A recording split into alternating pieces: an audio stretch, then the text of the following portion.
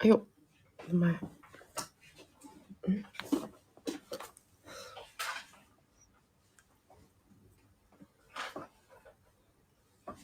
早，大家早上好。稍等一下啊，这椅子怎么调高一点？大家早上好，我今天可以说一点点话了，声音逐渐洪亮起来。你们准备好挨骂了吗？大家都准备好了吗？准备好被中气十足的我骂了吗？哪一个？这个不是吧？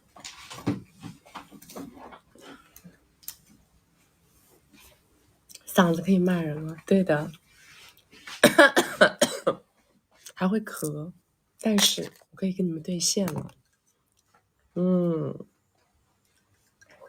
哈哈，大家早上好，大家早上好。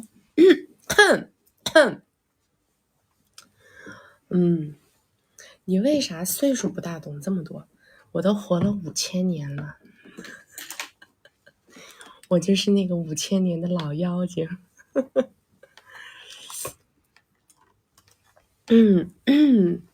好美。今天是贵妇风，今天叫大家都看得懂的贵妇风。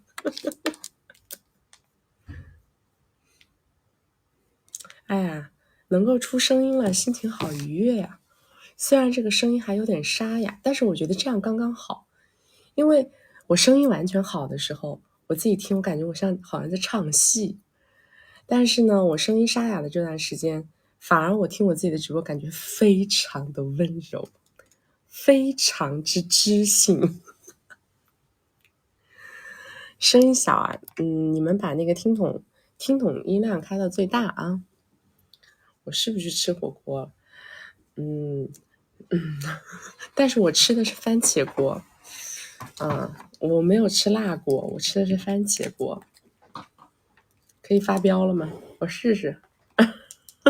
你们不要，我真的求不要再拿上一场那样的故事啊来谋害我了好吗？啊，总有刁民想害朕。就喜欢听我凶，那是因为你不连麦，你就喜欢听我凶。那连麦的一个个怕的要死。来，大家没有关注的把关注先点起来了啊！没有关注的点关注，没有加粉丝牌的加个粉丝牌。那个加了粉丝牌会收到我们的直播提醒啊！来，你来。加了粉丝牌会收到我们的直播提醒。我们每周二、周六早上10点到下午2点，每周四晚上6点到晚上10点都在直播间里等大家。好啊，对，我们的那个 CEO 现在已经荣升为我们的副播了，在大家的强烈要求之下啊，以后我们的广告词都由 CEO 来念，好吧？给我节约我的嗓子啊！我什么星座啊？我是天蝎座。来，我们直接开始连麦好不好？我们来开始连麦了啊！大家先把我们的直播间分享给你们的小姐妹好不好？因为我怕她们找不到啊。Hello， 你好，你好，听到吗？听得到。我今天这个情况超级无敌的巨下沉，所以我已经做好被你骂的准备了。我这个稿子稍微有点长，然后我直接快速大概5分钟来念一下吧。我的诉求是，就是这段关系还能否挽回，或者是如何挽回。本人的基本盘是26岁，然后今年7月从北京的某双非院校刚刚硕士毕业，回到2线省会城市。然后目前呢，没有什么太多存款，没有恋爱经验。男嘉宾是27岁，他本科毕业之后工作到现在大概4年，月入平均1到2个 W， 然后平时花钱比较大手大脚。刚入了一套100加的房产，然后这个首付也是东拼西凑。他近2年的工作和经济压力都很大，特点是他是做销售工作的，我很吃他的情绪价值。然后我们2个人的家庭背景比较相仿。父母都帮不上什么太大的忙，都是农村出身。我们是小学同班和高中同校同学，我在上学期间就对他有过好感，所以有同学滤镜。然后大学以后这5、6年就只是偶尔在地球号上联系。去年2月份春节回老家的时候，我们在朋友局上见到了他，当时刚好和4、5年就是好了4、5年的前任因为异地分手了几个月，可能觉得我长得还行，学历也比较高，就比他高，当时就开始主动的联系我。由于当时我还没开学，就一直待在老家，他过完春节要工作，就先回了省会城市。我们在线上聊天，差不多暧昧1个多月，然后聊得也挺好，他就一直催我赶快跟他见面。我在快开学之前就来省会城市跟他见了2面。然后我不知道是因为线下相处我给的情绪价值不够，还是经验不多，太矜持，对他的一些主动的肢体接触我都反应不大。他在这2次见面之后就有点后撤，然后我就开始情绪反扑。然后他在这期间也跟我画过就是关于确立关系这个事儿的饼，说等我毕业之后再怎么样。当时因为口罩原因回北京比较严格，所以我基本1年都没有回学校。这1年里我就特别的闲，能踩的坑都踩了。前期我约他基本还都能约出来，到后期他估计也是真的烦了，然后这个纠缠拉扯一直从去年的4月到7月，这期间他有几次提出想发生10点半，但是我因为当时还没有打那个9价疫苗，也觉得不是男女朋友，所以就一直拒绝。有过身体接触，但是没有发生实质性的关系。后来也因为我的一些其他烂操作，他告诉我他有喜欢的人了，让我放弃。开始不回消息，不接电话。从那之后，我跟他断联2个多月，到10月份试探了他一下，他回我消息了，所以就又联系上了。然后当时也是得知他跟他之前说的喜欢的那女生又分手了。我跟他联系持续到了今年2月份的春节，断断续续的，基本上也都是我单方面主动找他聊天，因为我之前没有过那个10点半了，很想尝试，对他也有那方面的冲动。所以在这几个月的聊天期间，就挺蠢的，跟他主动透露了想跟他尝试一下。今年2月份春节回老家见面，发生了第1次，然后3月我开学就回学校继续忙毕业的事儿了。后来回来过2次，所以就发生了2次。我因为还是就是很喜欢他，就一直跟他主动聊天，抓住他喜欢10点半这个话题，老是跟他频繁聊这个。我不知道是不是因为我主动聊这个话题次数太多了，他后来基本上也不太回应。然后今年7月份毕业回来，到现在这几个月里又约他出来过2次，这2次就是吃了顿饭之后他就让我回家了。吃饭的时候聊的还行，但是这2次就是每次把他约出来都挺难的。我每次见完他都会犯病，想跟他多待一会儿就赖着不走，然后次数多了发现他其实特别讨厌这样，说让我潇洒一点。之前也说让我就是之前说他自己不喜欢受束缚，觉得我逼得太紧什么样。我跟他见完分开之后也都会控制不住情绪想跟他聊天，一给他频繁发消息他就不想回我。最近这几个月跟他提那个10点半的诉求，他也一直画饼推脱。我就前2周才关注到曲曲，看到这个曲曲的视频，意识到我在处理这段关系中的一些各种不足，然后认清一些两性关系中的现实。所以我的诉求就是我想知道这种情况还有机会挽回吗？姑娘，你遇到个垃圾了，姑娘，你遇到个垃圾啦！这男的上来只是为了解决生理诉求，你都没看出来。这男的太垃圾了，我不是别的，我跟你说，想解决这个诉求呢，我很理解。但是呢，他找你这么一个小白兔干这种事儿，就非常的稀烂。这个人知道吗？这个人底色特别的差，他等于说没底线。我告诉你，完全没底线。我们在外面这么多年，我们见过的人多了，想找个女的随便怎么着一下也不用负责任的男人太多了，满地都是。但是绝大部分男的对于一个像你这样的没有过情感经验的女生还是很谨慎的，不敢乱下手的。他是因为他自己条件太差了，他平常现实生活当中他很难找到一个女的白批，但是所以他才盯上你了，知道吗？因为你没有这方面的经验，所以他一下套你就上套。他现实生活当中是很难找到别的女的给他白批的。他这个人太垃圾了，我跟你说实话，你完全没搞清楚情况。什么叫你哪里没有处理好？什么叫哎呀他不喜欢我这样？不是他不喜欢你这样，他是压根就不喜欢你。他压根不喜欢你，他当时又要解决生理诉求，然后他找了你，找了你之后又想扔，就是这么个局面，知道吗？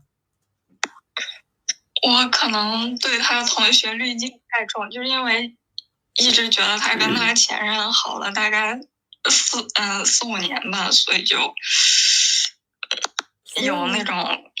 所以呢，我告诉你，像他这种人，跟他前任好4-5年的过程当中，绝对劈叉成性 ，PC 成性，你信吗？100%，我把这个命可以给你算死。那个女的头上都被种草原，你信吗？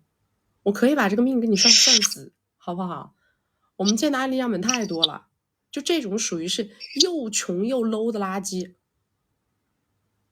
太 low 了。我解决不了你的问题，这个人太稀烂了。我只能跟你说，唯一的好处呢，是你对男人要起码长点眼睛，知道吧？让你对男的有一个大概的了解。这个也很，就是我要欢迎你来到现实世界哈，用这个男人欢迎你来到现实世界，我只能这么跟你讲，我只能这么跟你讲。所以就是跟他就只是当那个，比如说继续就朋友这样的联系就够了，是吧？我也不需要再跟他联系，我请你不要跟他联系。你跟他联系这个动作太 low 了，而且如果他以后找你，你也不要搭理他。这个男的是不会给你什么结果的，他只是想单纯的找你解决他的身体上的想法，懂吗？他不想跟你走长则，他也不想跟你结婚，他只是想玩，而且他是因为你太容易上当受骗了，所以他才找你玩的。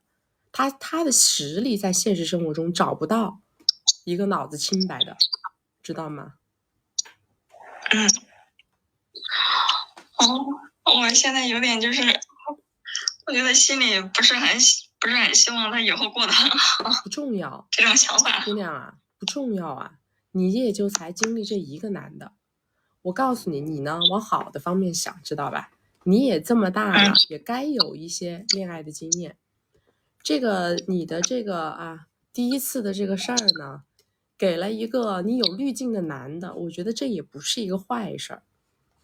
而且这个男的给你上了感情世界的第一课，你倒也不至于像很多女的一样，从20岁到80岁都是恋爱脑，对吧？起码来讲，你见了这个男的，你今天来跟我连了这个麦，你也知道很多男的是什么样的人性底色，是什么样的状态。女孩子啊，不要，我跟你讲啊，女孩子要为自己的身体做主，知道吗？不要跟男的聊那些乌七八糟的东西聊多了，聊那些带着你聊那些乌七八糟的男的，他只有一个属性，就是把你当玩的 PY。他如果把你当正经的女朋友，你要跟他聊这个，他还不想跟你聊。我告诉你，他能把你一个清纯小白兔带到聊这种东西的坑里头，这男的对你就是定的死死的啊！我们时间到了啊。好，谢谢。好，拜拜。拜。太稀烂了，没底线的稀烂。告诉你们，谁跟你们讲男人有钱才变坏啊？不是这个样子的，不是这样的，只是说有钱的男人，他对于自己的坏，他有买单的成本，他有买单的能力，明白吗？但是他这个没钱的呢，他又想坏，他怎么办呢？他只能用嘴巴哄，他没有实实在在的买单的能力。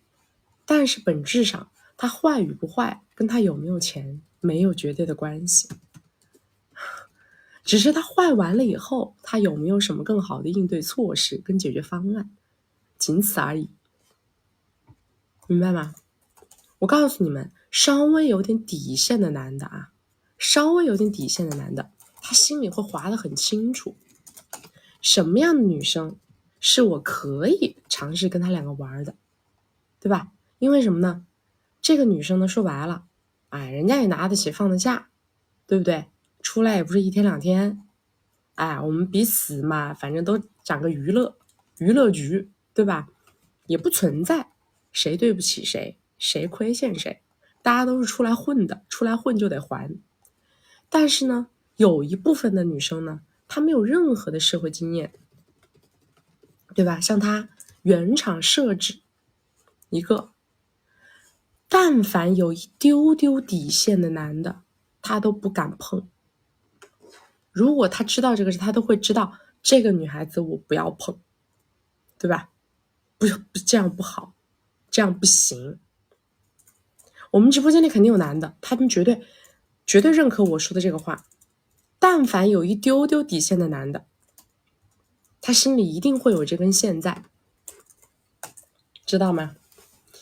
他如果连这根线都没有，这种人太下三滥了。我说实话，太下三滥了，知道吗？绝大部分的男孩子，他们可能在外面也可以玩得很疯啊，玩得很疯，但是呢，当他遇到一个这种情况的女生的时候，他就会慎一慎，知道吧？他内心就会慎一慎。第一呢，他也不希望别人黏上他，他也怕搞得很麻烦。第二，他心里也会想，如果我没有想认真，我这样搞，这个女生可能很长时间她缓不过这个劲儿。这是稍微有点底线的男的啊，稍微有一点儿底线的，我这个底线也不是很多，我说实话，但稍微有一点儿底线，他都会这么想问题的，我告诉你们。所以说这种人就是一个稀烂中的战斗机，知道吧？又穷又 low。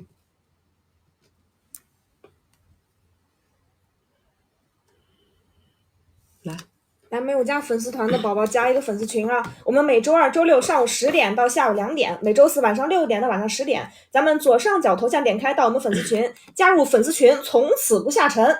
咱们粉丝群有直播提醒，小助理会给你一个圈圈的入口。我们想学金贵的关系，加入金贵的社群，或者找我们导师1v1的宝宝，还有想进阶修炼10点半提升技能宝宝，一定要加入到我们的圈圈。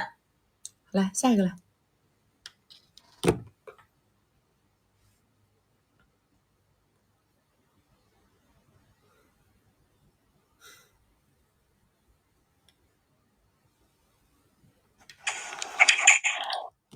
Hello， 哎，能听到？哎，可以，你好。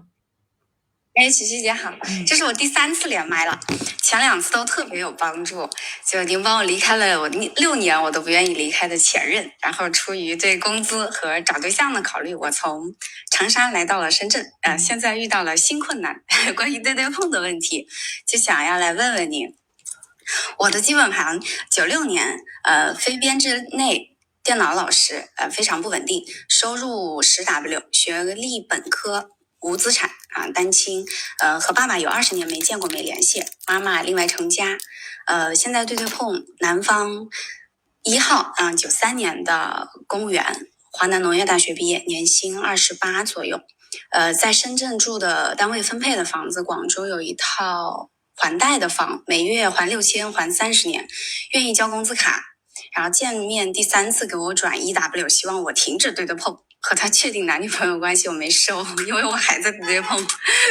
然后2号男嘉宾就是81年投资人，对外经贸大学，扯过快乐证，有一个初中男孩，深圳湾的1000万房产留给了前妻和孩子，然后自己南山有一套按揭房，非深圳地区有4套房产。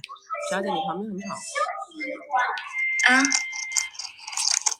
然后存款的话，它是体操即将开始。我这边有点吵了。你这边太吵了。对，我听不清楚。可能得持续一段时间，我换个时间可以吗？好。妈呀！来下一个。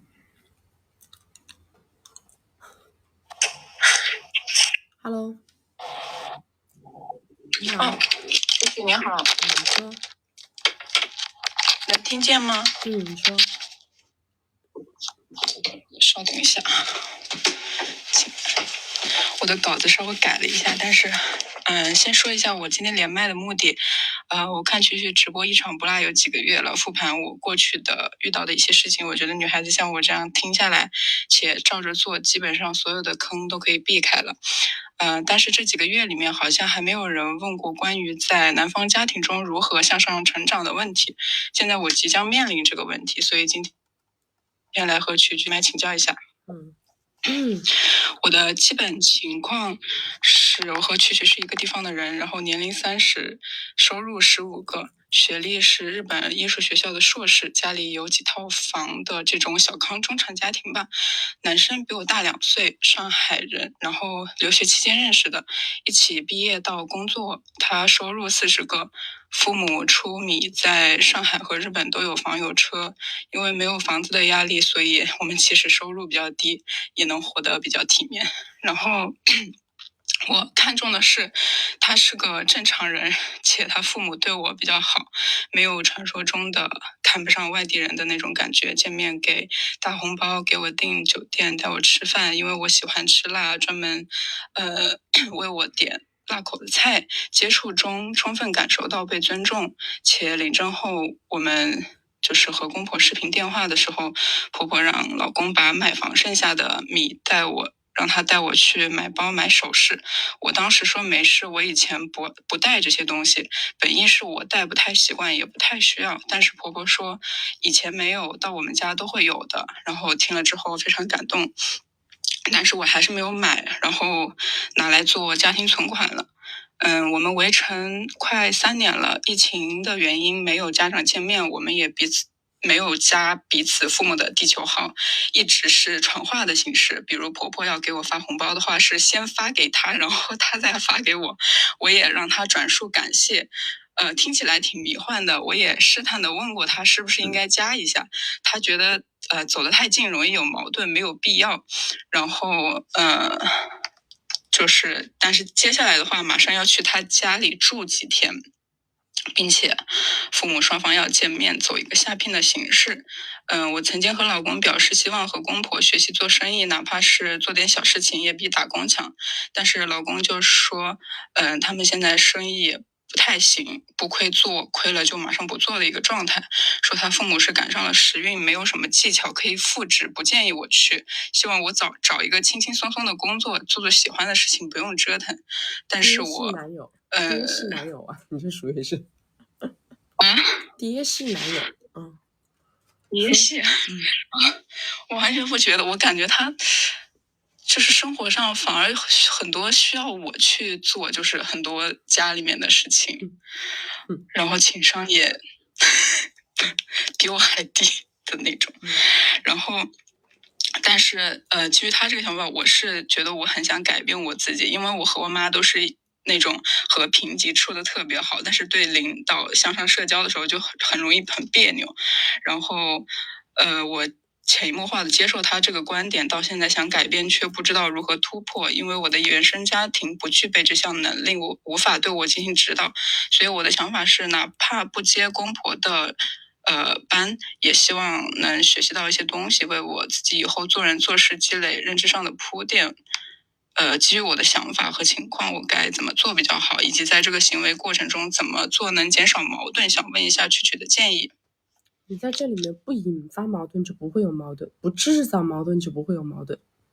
你仅是抱着一个学习交流的心态，它能有什么矛盾呢？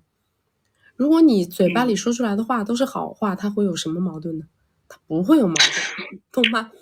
你本质上就是说你不能产生矛盾。如果你要做的这件事儿很简单，那么你为你自己所有的言行举止买单，这个是最重要的。你要去跟他的父母联系，一点问题都没有，我认为这样是对的。但是你们在这个过程当中产生了任何的意见上的分歧啊、不一致啊，你要记住，这是我的选择，这是我在磨砺自己的过程。这个时候你不能又转头去跟你老公聊。如果这个时候你去把你跟他们之间聊天的东西，然后产生什么疑惑了、不爽了、不满了，你又转头去跟你老公聊，这个时候就叫制造矛盾。如果没有这个环节，它就没有矛盾。这一方面，因为我在想，如果说，就是假设，如果我为了学习，然后去到他们家的公司里面去做事，或者说是，我不知道该是会是一个什么形式，但是如果在工作当中就是受到矛盾的话，就是这一切都是我自己得承受，是吗？当然啊，当然呀，当然呢，这个就是你要想好的地方，别的倒没什么。了解。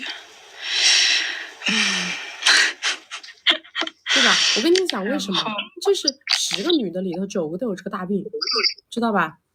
自己做的选择，到了后面有问题了，做的不爽了，不高兴了，然后又把自己做的选择变成了自我当初的牺牲、奉献、付出，然后又拿出去跟别人聊，说我当时为了你，为了我们这个小家去跟你爸妈怎么样，然后现在搞得怎么不高兴，那你不在中间出力，这就是10个女的里头9个都有这个大病，知道吧？其实本来你们俩就这么过也没毛病，但是你后面你自己的，你要记得今天这一刻是我的欲望驱使我做了这样的决定，是我的欲望驱使我做了这样的选择，那么后面发生任何东西都要我自己来买单，跟我老公没关系。首先是把这个心理建设提前给他做结实啊。这么一说，我突然感觉他在给我打预防针。他存在，他没有这个脑子，你老公绝对没有这个脑子。不好意思，我刚才没有听清楚。我说你老公没有这个脑子给你打这个预防针啊？是吗？他一听就是地主家的傻儿子，有什么？他哪里会想这么多？他不会的。好的，那基本上这个就是绝对不要犯的一个忠告了。那我知道了，谢谢曲曲。好吧，没有别的问题了，谢谢。是的，地主家傻儿子，我跟你们讲的，地主家的傻儿子也是10个有9个大病，10个地主家的傻儿子9个都有这个大病，啥病呢？就老觉得自己父母都是靠运气，觉得父母没本事，父母都是靠运气走到的今天，知道吧？你没听他说的吗？他们都是因为时代的红利，没有任何技术手段，没有任何技能，没有任何聪明才智，完全是靠时代的红利，对不对？我是不是说10个傻儿子里头9个都这么想？所以啊，女的有女的大病，男的有男的大病，知道吧？大家就是大哥不说二哥，反正多少都有点毛病都。反正就是这女的也是的，轻松日子过不了，非要去搞点事儿。要搞事儿没问题，是吧？有野心嘛，有欲望嘛，这都是很正常的。但是请你们记住啊，一定要为自己的野心和欲望买单，对不对？不要把自己的野心和欲望最后偷换概念，又变成了我的付出、我的隐忍、我的牺牲啊！别搞这一出，好不好？我们在曲曲的直播间里的主打就是首先叫做面对自我，是不是？直面自我，这个很重要。在我做任何一个选择的当下，我要明白我为什么要这么做，我做这个是为了我自己。这就是你们的人生走向强大的第一步。别怪天怪地，怪爹怪娘怪老公，对不对？没有意思，是吧？来，各位宝宝，直面自我，关系的本质是交换，这在咱们金贵的关系第一课开篇第1章曲语就讲过了。所以鼓励宝宝们先去学金贵，再来连麦。你若听话，便是晴天；你若思考，便是雨天；你若不跟曲曲连麦，便是焦虑好多天；你若跟曲曲聊，便会做梦飞上天啊！你若不跟曲曲聊，便会做梦飞上天。咱们每周二、周六早上10点到下午2点，每周四晚上6点到晚上10点都会有直播。大家左上角图像点开，到我们粉丝群，加入粉丝群，从此不下沉。加入粉丝群，小助理会给你一个圈圈的入口。咱们想学金贵的关系，加入金贵的社群，或者找我们导师1v1的宝宝，一定要加入我们的粉丝群。曲曲首部新书《你就是光》已经全网发售了，咱们宝子们右下角小黄车直接下单，你就是光。好，有请下一位，有请夏一束光，有请夏一束光来。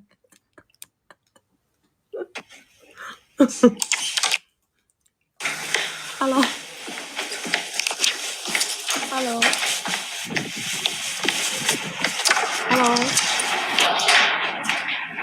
这个是喂，他啥？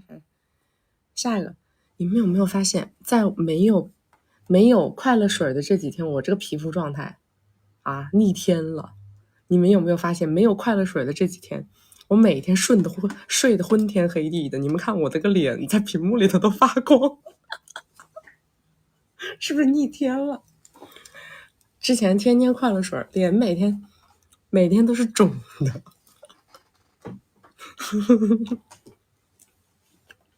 快乐水是啥？不是涂的，是喝的，大姐们。你好 ，Hello， 你好。好，我先说嘛，就是我现在是学历史本科，然后年入就10个左右，然后长相可能7分左右，气质型的，身高1.7米。然后我的那位就是大佬，大我20多岁，苹果2代，收入的话不太清楚，但是比较有米。然后是我们公司领导，在一起1个月可能就只付出了6到7个，然后就是才开始，我问他是否是围内，然后他说是的，因为才开始嘛，然后我就很懵逼，我就一开始我就不想跟他在一起了，就是发展，然后结果就是可能对他有一点点那种敬仰那种感情，然后就稀里糊涂就在一起了。然后后来在一起之后，就是因为一些原因，然后提到了工作的事情，然后他说可以帮我换呀什么的，但是结果后来我就说我提一个我想要去的一个公司，他还说就说我去了那公司会很累啊或什么的，就是我感觉他是觉得我没有能力是这个样子，然后后面在一起说要给我买个包，然后但是当时他给我挑的是这个轻奢，给我指了一下，我说不行，我不喜欢。然后呢，后边我就给他看了个小香的包包，然后他就跟我扯嘛，就说什么啊，问我在哪里买，我说我不知道，就是其实我是想说是他直接给我买嘛，然后就是之前可能就是想更多的是图点米呀或者什么的，结果我现在感觉有点想要感情了，就是因为他比我大很多嘛，就是才开始的时候我也没有说是提他要给我怎么样，因为之前我看你的那个视频切片，就是说跟这种人就不要搞纯爱，然后我现在就是有点搞纯爱了。然后就是我就是想问问，就是我现在就是有2个问题吧，就是因为我现在这个工作不是很好，还是就想换工作。然后呢，我父亲就是在家里想给我找个事业编，然后我在想是回去呢，还是说是还是留在这里让他就是帮我弄一下工作。然后呢，还有个第2个问题就是我要不要跟他在一起。然后现在就是有个问题就是我跟他在一起应该以一个什么样的相处模式呢？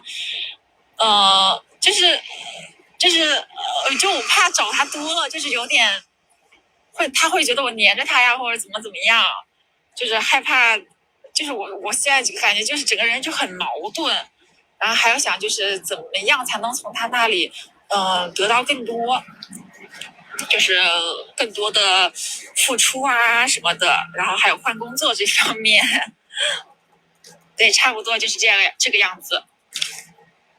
你一听就是个不是我们学员的脑子不太行的班子，你不适合搞这个事儿，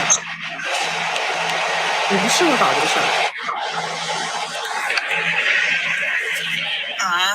你这个男的也蛮稀烂的，你这个男的也没什么钱。听着都穷的要死。但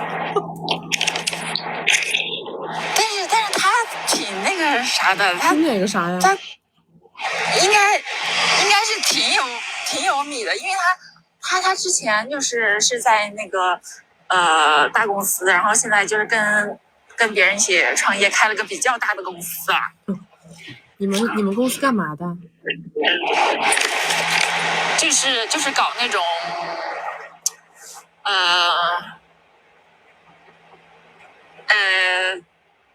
这个怎么说？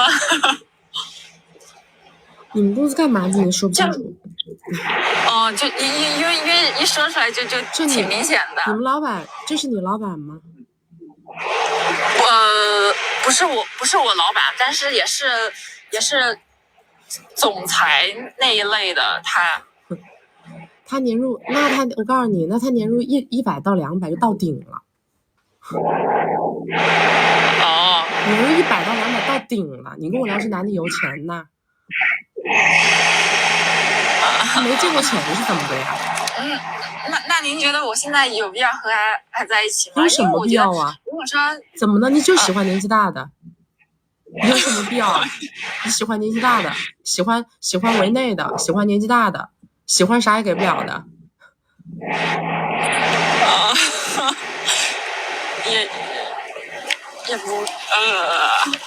也不是啦，就是感觉现在你跟这个人在一起不就是这么个事儿？啥叫也不是啊？你要是跟这种人搞纯爱流，你不适合我们这个直播间，我跟你也聊不了什么东西，知道吧？我是顶见不得这种脑子拼来的，跟什么围内的一把年纪的又没什么米的男的在那搞什么？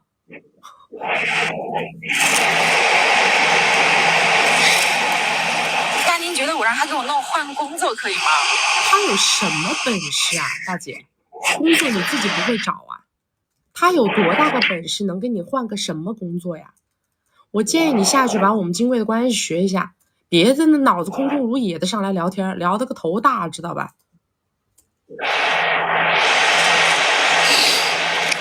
好吧，屁也不是，啥也没有，老男人一个，啥也没有，屁也不是，老男人一个。我不知道我跟你聊什么东西，好不好？你声音太吵了，我这边已经警告了，不好意思啊。他声音太杂了，我这边已经出警告信息了。你们把那个环境弄安静了再来跟我连麦啊！你那个麦我也没啥跟你聊的，我就这么跟你聊吧，你就在上面听着吧，好吧？年纪又大，又没啥米，还一个公司的什么总裁，啥总裁呀？啥总裁呀？我跟你讲，他呢什么创业公司是不是？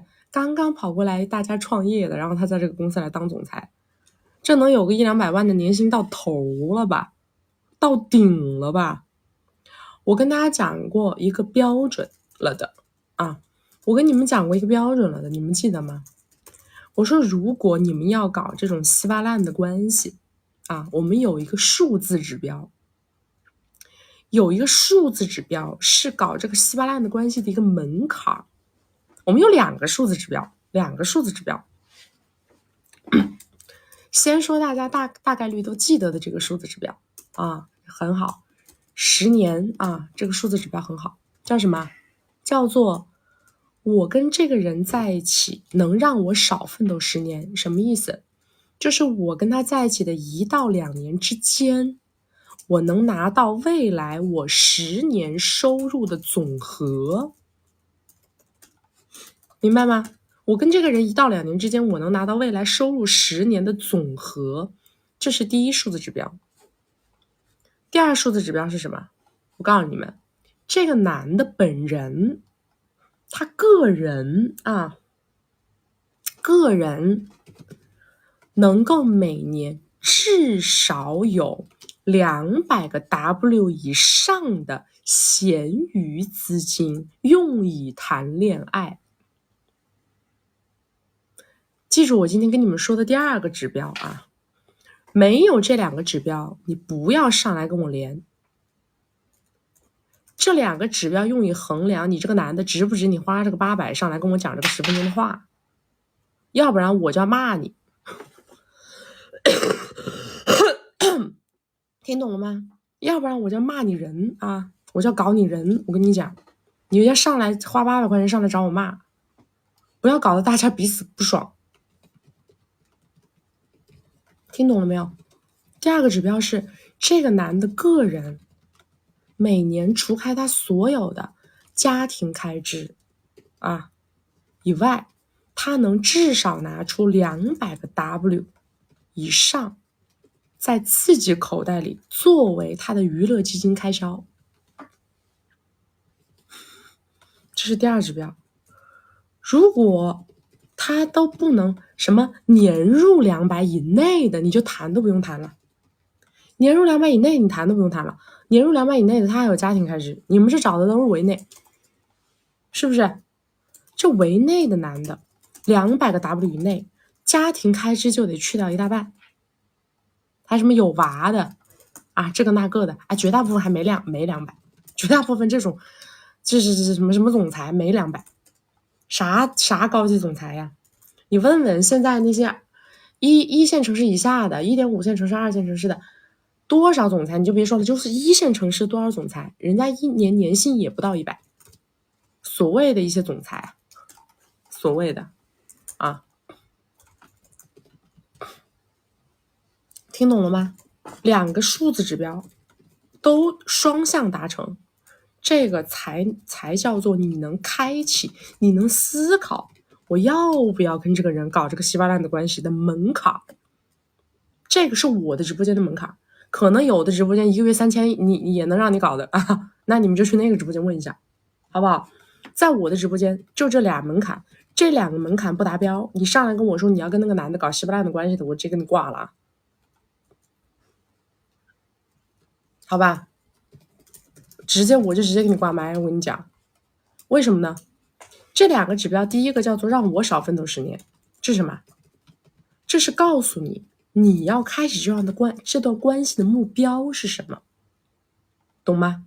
就是我要开启这样的关系，我的目标要锁死，让我少奋斗10年，一次能干出我10年的收入总和，这个是我的目标，这是第一指标的原因。我给你们第一指标的原因，为什么要给你们第二指标？第二指标是为了告诉男的你有没有资格，第二指标是为了告诉男人们你有没有出来玩这种关系的入场券，你有没有这个资格？大家也好好审视一下自我，对不对？你要是没有这个资格，还没有混到这张入场券，你就再混混，你就再好好努力努力，对吧？你要是不好好努力努力，不好好混混的话，我们就说你是白皮党，知道吧？在我们这你就下九流，就是属于生物链的底层，那你就应该好好的照顾家人，照顾孩子，对不对？把你们的家庭生活搞平，这个就是我想表达的意思，懂了吗？所以2大指标，第一是为了我的目标，第二是为了男人的门槛，好吧？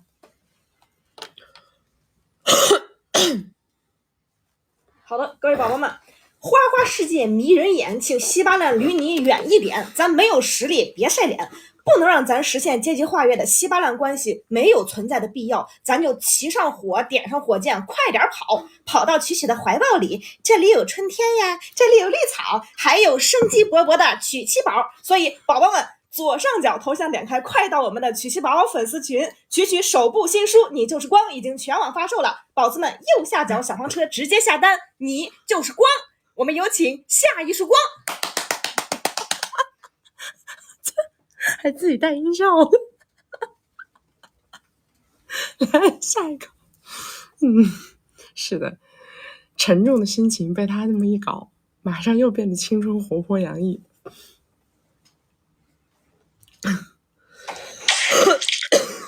Hello， 你好，知道吗？你好，其实上午好，特别开心看到你今天状态又慢慢回来了，这绝对是我们女性的福音。然后我今天呢是想咨询关系挽回。我先介绍一下我自己啊，我今年30岁，然后上个月刚从 QS Top 前10的院校2硕毕业回国，家庭是普通。下面介绍一下我的男嘉宾，他53岁，固定资产大概是在3到5个小目标，但是流动资金一直很紧张，这几年也一直存在着经营的问题。然后呢，我们在一起是3年，第1年他的付出仅限于他请我吃了几顿饭，后2年呢是总共付出了110个，这笔钱主要花在我的留学上面。在一起的前2年他一直在走快乐证程序，第2年出围城，第3年呢，但是由于是异地嘛，我们其实只见过1次面。这里说一下我们的相处模式，前2年1到2周见1次，第2年发生他对我的10点半相对满意，第3年呢，由于是异地，1到2周电话1次，3年间整体上平时很少线上沟通。今年7月见面之后，双方对于未来的规划是我回国半年之后考虑再求，但是他说要先检查一下身体，确保球的质量，因为他身边的朋友出现了质量的问题。这个转折点发生在2个月前，当时我面临着毕业回国，我自己呢规划了一场毕业旅行，但是在没有跟对方提及的情况下自行预定了行程。他挺生气的，当时说我自我主义太强了，不顾及他的感受，因为他之前提过他当下遇到了一些困难，包括像财务和家庭琐事方面的事情。发生了这个不愉快之后呢，我也没有理会他，就自费完成了旅行。但是很不巧，旅行当中呢又发生了一些超出我预期的意外，所以旅行结束之后，我回到上学的城市打电话给他，说了我遇到的困难，示弱表示需要他的共同协商。但是他听我说完之后呢，表示对于整个事件非常意外，再次强调我太自我了，说我当时要是听了他的话不出去就不会发生那样的事情。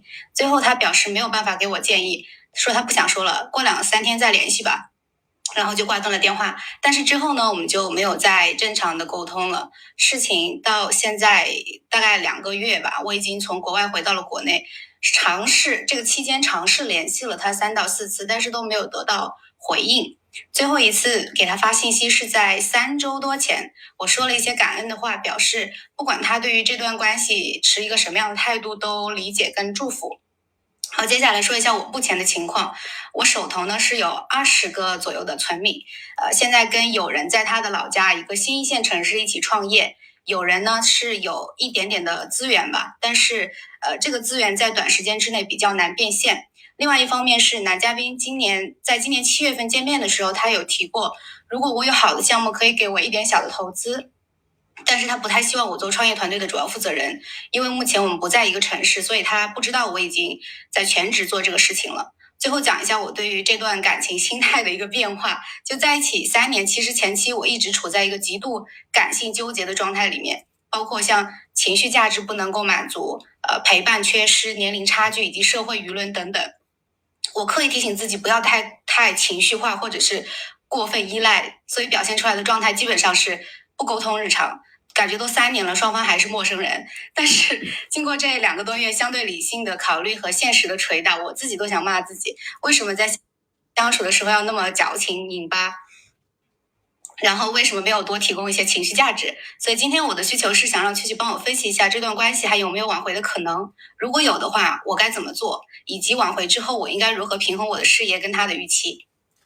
这个没有所谓的有没有挽回的可能，有没有可能你不是都得干这个事儿吗？还是说你觉得没可能，那我就不干了？不要干的。对呀，你这个东西问这个话干什么呢？我们又不是个算命的，对不对？有没有可能不重要，反正就是你想做那你就去做。我觉得还是关键是我现在不知道该怎么开始。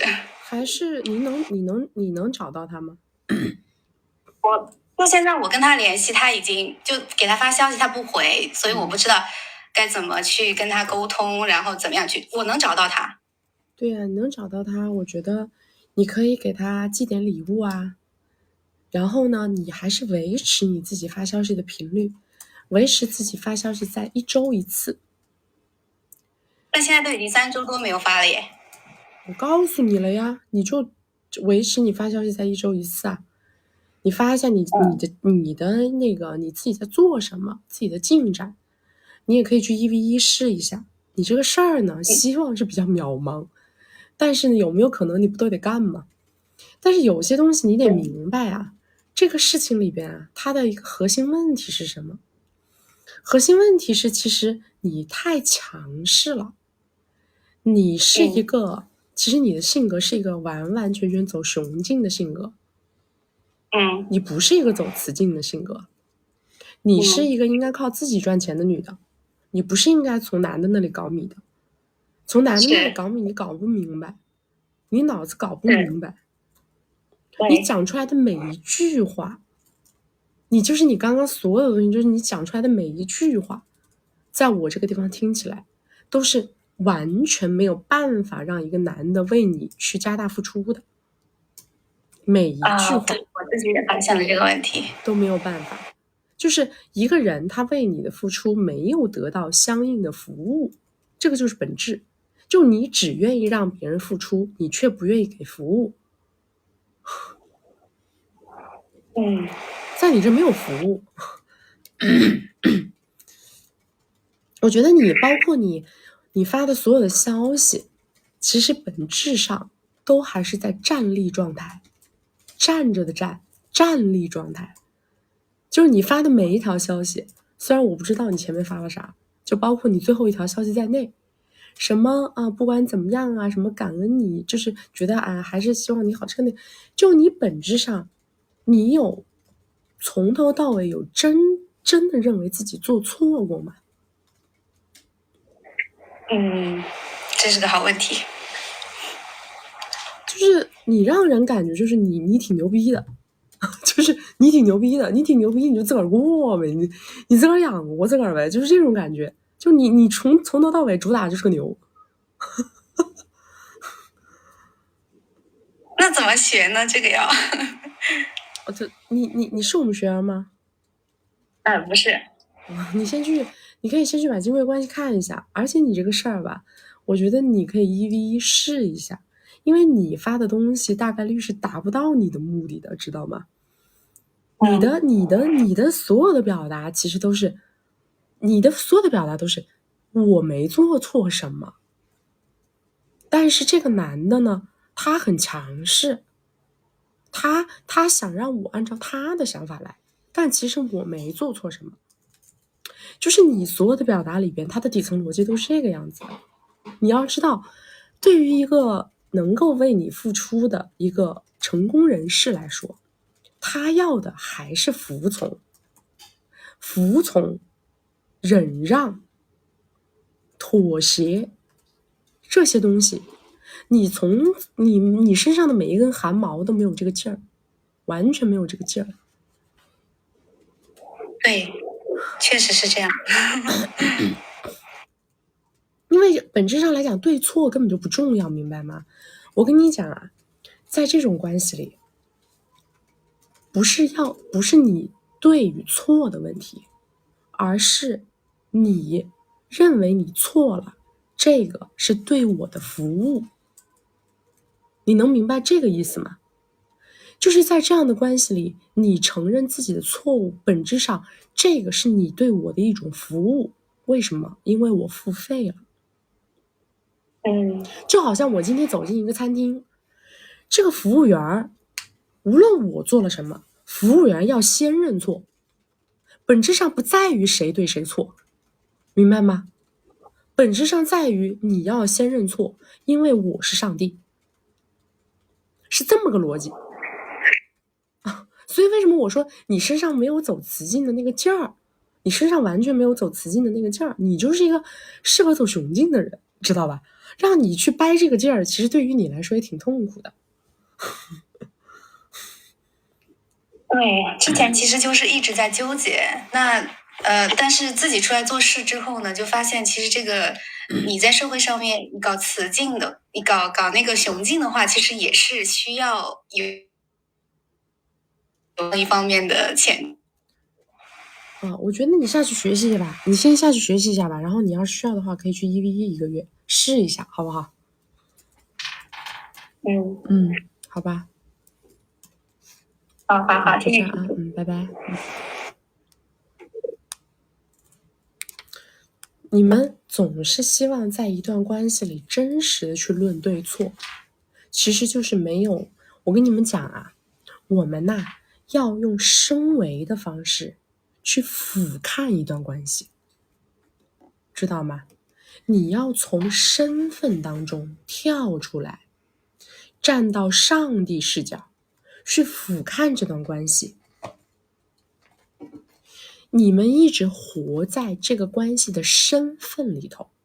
什么是这个关系的身份？就是你是我男朋友，我是你女朋友，你是我老公，我是你老婆，是吧？我们两个人就应该是你爱我，我爱你，平等。这是一种理想化状态。我们任何时候要站到上帝视角，脱离我们的身份本身，去俯视这段关系，俯瞰这段关系，你才能够明白到底你们在这段关系里的位置是什么，而不是身份。身份它永远都不代表位置，明白吗？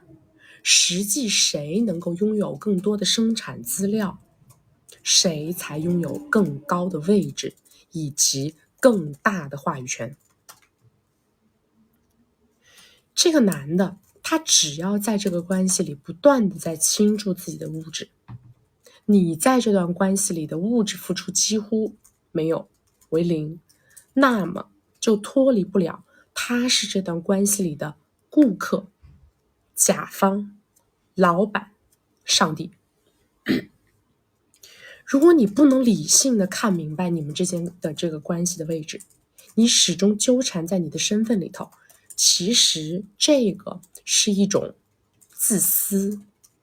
为什么呢？因为本质上来讲，你是没有这样的位置去想要这样的权益，懂吗？你很简单的一个道理，一个年入30万的女人跟一个年入3000万的男人如果放在一起，即使他们是男女朋友关系，他们之间就平等了吗？我问你们，一个年入30万的女人跟一个年入3000万的男人在一起，即使他们是男女朋友关系，他们就平等了吗？对吧？这个时候如果这个女生，我要你忠诚，你不忠诚就怎么样啊，你对我不妥帖就怎么样，你对我不给情绪价值就怎么样，你出去玩我就怎么样。在你给对方设置这些条条框框的时候，你其实是在干嘛？你是希望对方用最为平等的态度来对待你，对吧？因为他会这么要求你嘛，可是你们要明白，这种平等是一种理想化的平等，根本就不是真正的平等。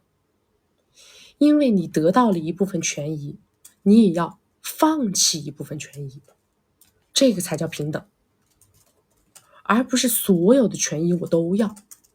我既要你身上的物质价值、物质投入，我还要你绝对的忠诚，我什么都要。这个时候问自己一句，我配吗？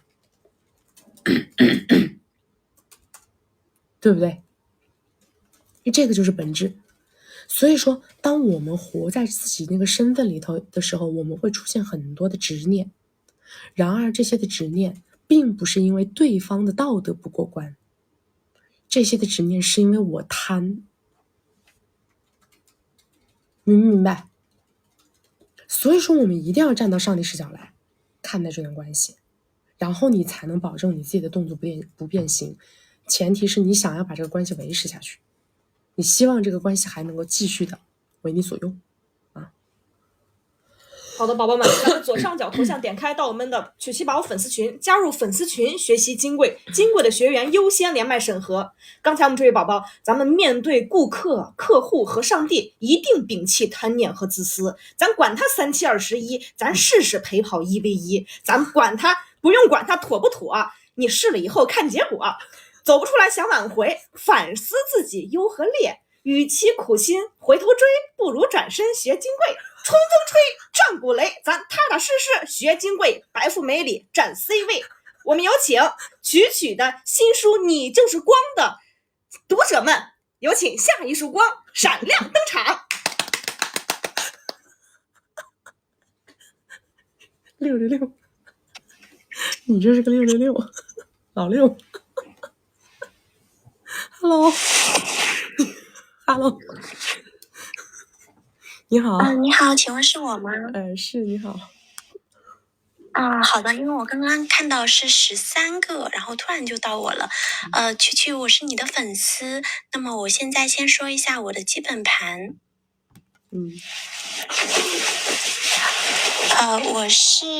我是跟你现在是在一座城市，我现在是25岁，本科是985，然后现在是硕士刚毕业，西班牙的硕士刚毕业，现在还在上海这边。那我先说一下我的情况，今天一共有1、2、3、4位男嘉宾，然后我先从第一个先开始说，第一个是2年前认识的，他是一位大佬，他的资产应该是在1个小目标以上，我们在一起快2年多，然后他也为我付出了有100多，具体的我忘记了，在期间的时候，因为我想要去西班牙那边去读书，他就给我了一些支持，就比如说我的费用什么的都是他给我的，大概给了30个。我们最近是有一点点小问题，就是我自己是做教育专业的，然后前面是开了一个那个教育培训机构。在前段时间说租金的时候，他就有一点不高兴，他就是说，我日常的一些生活可以给我，但是，这个工作的这个米呢，应该是我自己出才对，所以他就有一些不开心，还跟我讲了一下，我跟他在一起期间还有别人，但是我否认了，他也没有说什么，目前关系还在继续，我下个月是要去要出境，然后他说要多少支持，我说大概是5个，他也就是有跟我讨价还价，就是说有一点点多，但是我们12月的月底是2年，我是想说能不能让他帮我把16W 的那个车贷给还掉。这男的5个 W 都嫌多，你还让他给你还16个 W 的车贷？然后我也不知道这段关系还要不要继续，这是第一个。然后第二个男嘉宾是，他是比我大了20岁，然后是在维外，但是他们是属于离扯了快乐证，但是没有分家的一个状态，就比较内耗，然后是在一起半年，好像是花了40个左右，然后最近他在推动关系，但是我在纠结他这个离婚不离家的一个状态。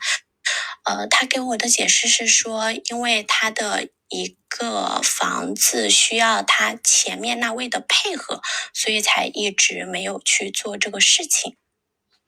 我不知道这段关系需不需要继续。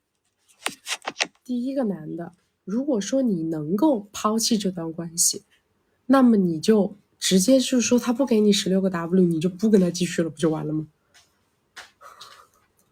了解。那有什么好纠结的呢？对不对？用行动推动决策嘛。你本来跟人家在一块儿就是图米，那米如果说图不到你内心当中想要的那个金额，你就可以撤呀，就是这样啊。第二个男的，你们在一起多久？半年。半年40是吧？对。你多大？我是25。你25，你现在是工作收入多少？每个月在2W 的样子。你做啥的？做教育。做教育？做老师那一类型的吗？培训那一类的吗？对，做教务管理。所以你跟这些男的咋认识的？就是第一位的话是我朋友的朋友，是在一个慈善晚宴上认识的，然后第二位的话他是我邻居。你邻居都还没离家呢，你跟人搞这胡搞。不是一个小区的邻居，就是早上跑步然后认识的。我觉得你要不去干点别的吧。你这找的俩男的，听着都，第一个男的吧有米可能有，但是呢也不大方。第二个男的吧，这关系吧搞也搞得不清不楚的。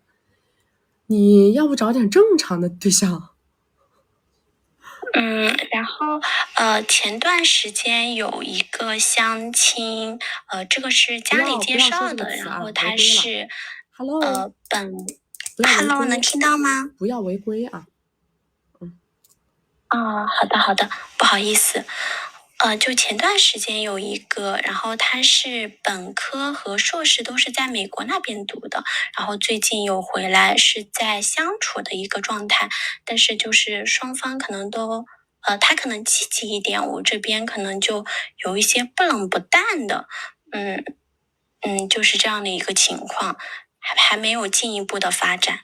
你该怎么积极推动怎么积极推动吧。我觉得你现在这个年龄走婚恋可能性价比稍微会高一点，你本质上也不是那种圈子，你也没有那种琳琅满目的大佬给你挑选，这是好不容易遇着一个吧，就要在这死磕。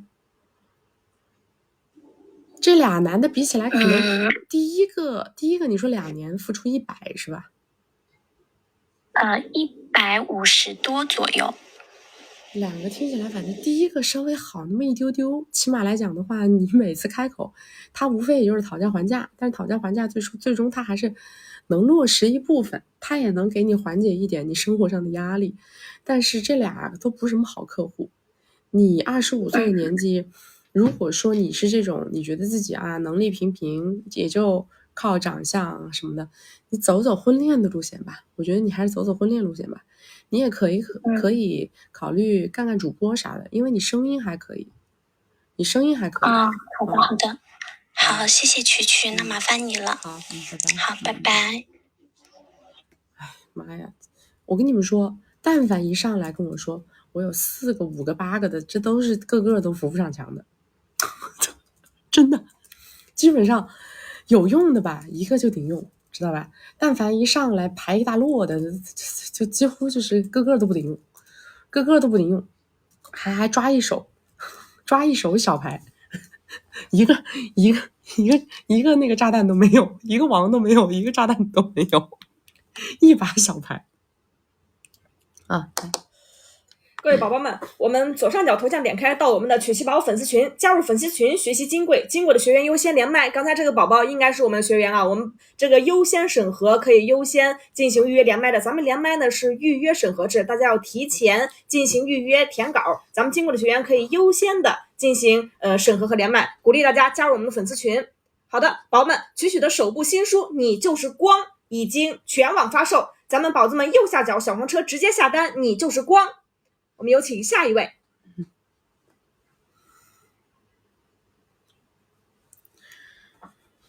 CEO 一听就是3观正，对，根正苗红。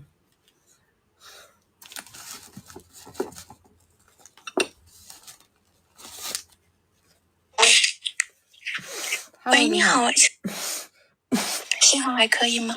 可以，你说。好。曲姐你好，那我就节省时间，直奔主题啊。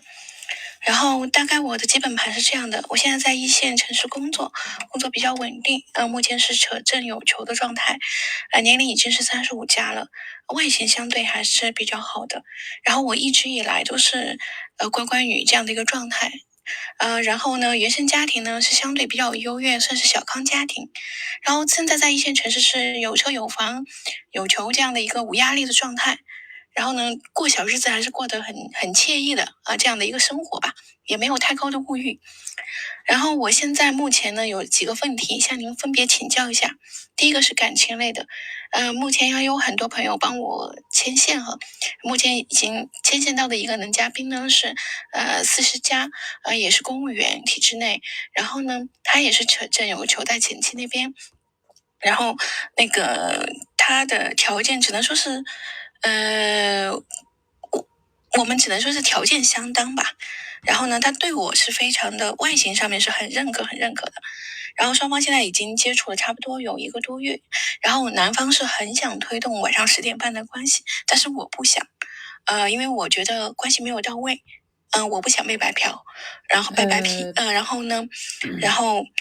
但是呢，他又非常的急切的想推动这个关系。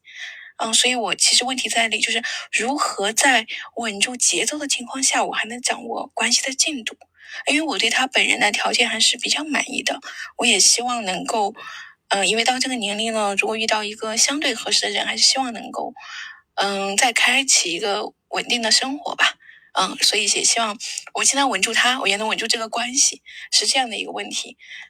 当然我也有话术给到他，我跟他说我是感情很认真，然后呢，我对我自己要求比较高，然后呢，等等一些话术，然后他给我的反应，他觉得他很尊重我，他觉得我对自己是有要求的人，但是他还是很急切，目前是一个大家比较僵持的一个状态，这第一个问题。你给他抛出要求啊，你要他做什么呀？你可以给他抛出物质诉求啊。对，我目前没有提过任何物质诉求。对啊，你提物质诉求啊，就是你天天追，你用嘴巴追啊。你说你用嘴巴追我呀？对，就是出去吃饭喽，然后他会这点上，他就会每次都会挑一些好一点的地方喽，这样子。但是我没有要求他送回礼物，对啊，你就说呀，你说我准备考核你，3个月为期，先考核你3个月。你说在这3个月的过程当中，你说你要想一想，3个月之后，如果我们2个人还是觉得双方相处很合适的话，你要用一个什么样的礼物来打动我？就这么跟他聊。好的，那我试一下，我用这个，我换一下角度试一下。这是一个，第二个就是因为我之类的情况，就是在感情上你有什么方向上的建议？就是我目前呢想的就是希望有个门当户对，然后相对大家彼此都比较相当的一个人，能够接下来稳稳定定的再走入围城。但是呢，我觉得我现在的经常遇到的情况是，他对我带球这个事情很介意，但是对我个人又很喜欢。这是让我觉得既抗拒又非常困惑的一件事情，这是感情上面。对，我应该说，你说谁就会有很多男性对。你多大？我今年35岁。35，你扯快乐证多久了？有6年了。6年了是吧？你找的这些男的都是有过婚史的，还是没有婚史的？是这样，我是很认真，就是我是要奔的很认真的角度去找，所以我这6年来只有过一段那个就是男嘉宾嘛，就一个男嘉宾，然后呢也是有过婚史的，然后呢其他的让我觉得他有一点点想摆劈的状态，我都是瞬间要跟他离得远远的，因为我也比较在乎自己一个想不通啊，你们这些女的太想不通了。我跟你讲啊，你越是摆出一副很认真，我要跟你很慎重这个样儿吧，越是容易遇到白皮怪，知道吗？因为那些男的他可以骗你的，他是可以哄你的，他是可以骗你说啊，那我也是认真的，懂不懂啊？你不用这样，其实就不要一开始讲这些什么认不认真什么这些鬼话，其实就是一开始应该只要是双方看对眼了，就先处开心，处快乐，处愉悦，然后在这个过程当中让对方觉得跟你相处就是很舒服，他想要把这段关系稳定下来。因为你本质上来讲不是说物质诉求很高，你不过也就是想双方经济价值稍微匹配一点，对吧？对，是的。匹配的情况下，然后对方多有一些付出意识，对吧？是的，没错。对啊，所以说你不要把你那个防线竖那么高，你把你的防线竖那么高，你就把所有的有可能的人全部挡在外面了。你们没有量是挑不出来质的，你没有谁说一挑一个准的，太难了。为什么呢？因为你没有光环，你不是伊能静，知道吗？对，这里就是您说到我非常遇到一个困境，就是我也想通过对碰，然后遇到合适的人，但是我发现真的对碰上的，我所遇到的不对碰上的，真的很多都是有点外壳，真的没有任何的实质性的东西，而反而是因为身边朋友介绍的，他们的条件都还蛮好。但是呢，通过他们所介绍的这些人说，真的量是有限的，虽然质量很高，但是量相对很有限，所以这也是我困惑的一个问题，当然是一个外则的方向，但这里就引发出我想问的第三个问题，就其实我现在事业进入一个瓶颈期，目前的这些状态对我来讲，我是非常熟的，可以顺手的做完这些工作，没有太大压力，但是这种不上不下之下，我这个年龄也算正当壮年。我也在思考怎么去突破这个瓶颈，然后就觉得自己没有一条路可以去走，因为我现在目前的工作是事业单位，相对比较窄，有一定的社会地位，但是属于有地位，但是在经济收入上面就会比较相对少一些，所以我也比较的困惑，在考虑要不要去再提高一下学历，或者是怎么样的方式能够突破一下目前的这个局面。你只能搞一些居间业务嘛？能不能搞居间业务嘛？其实也可以搞居间，只是搞什么样的居间？那我哪知道你有什么便利呀？你有什么便利就搞什么居间呢？你能够得上的线呢？那你要打开你的社交，你一听你这社交圈都不行。你一听就属于社交圈太窄的那种人。你像我的社交圈子都是自己的朋友的，或者是就是家庭带来的，也不能说社交圈不行，我相信还是有一定的这样的一个圈，但是你要想这样圈子来变现或者怎么样，就不太现实了。对，窄了，社交圈太窄了。你们，哎呦，我一听你什么扯了快乐人扯6年，中间就只谈过一个，就你这话一聊吧，你这个人物形象在我面前都已经出来了，就是太死板了，知道吗？很死板。你把软件玩一下软件，把人量先拉起来，活络起来。你每天盯在那盯着，你怎么可能把你这个资源对接的起来呢？你要做居间业务，本来你也需要有一些商人方面的一些资源，你也需要知道别人1、2、3、4、5都是干嘛的，然后才能跟你自己所拥有的这样一些便利条件去相结合。你脑子都还没打通。可能也跟我自己这种乖乖女的经历有关，很多事情是缺一点。那你就不要想了，你就每天躺平，又要想了以后把自己又行动力有限，这种是最痛苦的，那还不如不想。那想干嘛？你本来过得也挺舒坦。好的，我回去梳理一下我目前的这个朋友圈，看看哪些是能用的，然后想一想，可以回头再跟您沟通一下怎么去做的问题。好，就这样啊。另外在连线结束之前，想补一下，就是最近这也发生了很多事情，其实我也一直有关注其实我蛮赞同一句话，就是只有35岁以上的女人才会明白曲曲的观点是多么的落地，多么的真实。所以我觉得我很感谢能遇到你，也听到了你的一些视频，还有一些观点。你说出了我们很多人想说又不敢说，又不能说，又不会讲的东西。认识你很幸运，谢谢。好，谢谢，拜拜。你们这些姑娘啊，就是从小到大是吧，家庭条件不错，然后呢上学也没有什么太多的社会活动，然后出了校园以后呢，就听父母的，什么进了体制内啊，是吧，搞了公务员啊，就一干很多年，所有的东西呢都非常的平静，是吧？是这种状态。其实你们身上没有血性，你们身上没有战斗力，没有血性。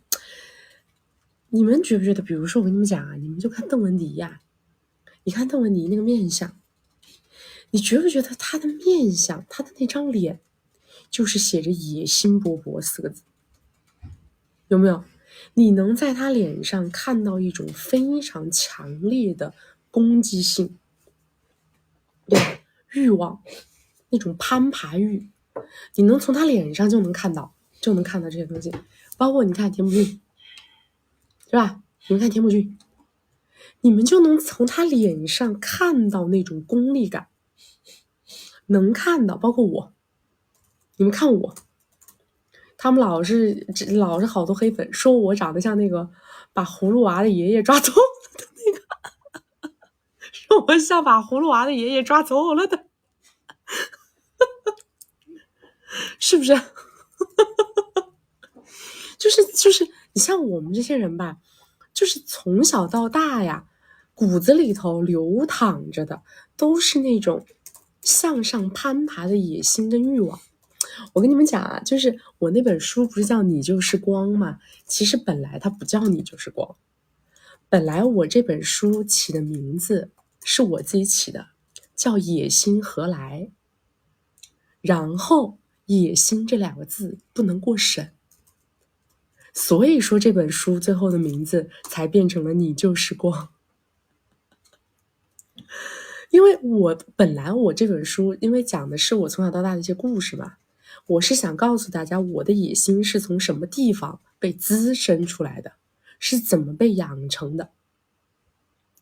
你们看我的书你们就知道，其实从小到大他很多很多的那些他的那种挫折不是你肉体上的那种困难与挫折，是内心的，就是那种内心的那种内耗，那种痛苦，那种现实的落魄，跟自己骨子里头想要获得的那种成就之间的距离与拉扯，然后把你的整个内心打造成的一个野心勃勃的状态。但是这种东西呢，很多从小到大生活比较优渥平稳的女孩她身上是没有的，她整个人就散发着一种恬淡是吧？所以我有的时候觉得吧，你们要是淡的时间长了呢，也没有必要非要让自己不淡，淡也是一种很好的活法，对吧？不要因为别人怎么样，然后你就更改了自己的成长轨道，这个东西真是不现实的，完全是不现实的。过一过自己的小日子，把自己的小日子安排的明明白白，培养一些爱好，对吧？多交一些志同道合的朋友，大家能够一起搞点自己喜欢的事儿，我觉得这样也很好。不是每一个人都要走上那种一直向上攀爬的道路的，因为那种道路说实话啊，这种是什么呢？小的时候啊，我们一旦走上了这条路之后啊，长大了以后再走这条路的过程当中呢，我感受到的不是痛苦与折磨，我感受到的是那种不停的在朝着我想要的那种人生方向去进步的那种快感，而且是一种很高级的快感。但是呢，这个就跟你锻炼身体是一样的，你那个几十年不锻炼的人，是吧？你就打打气功啊什么的，练练那些太极什么挺好。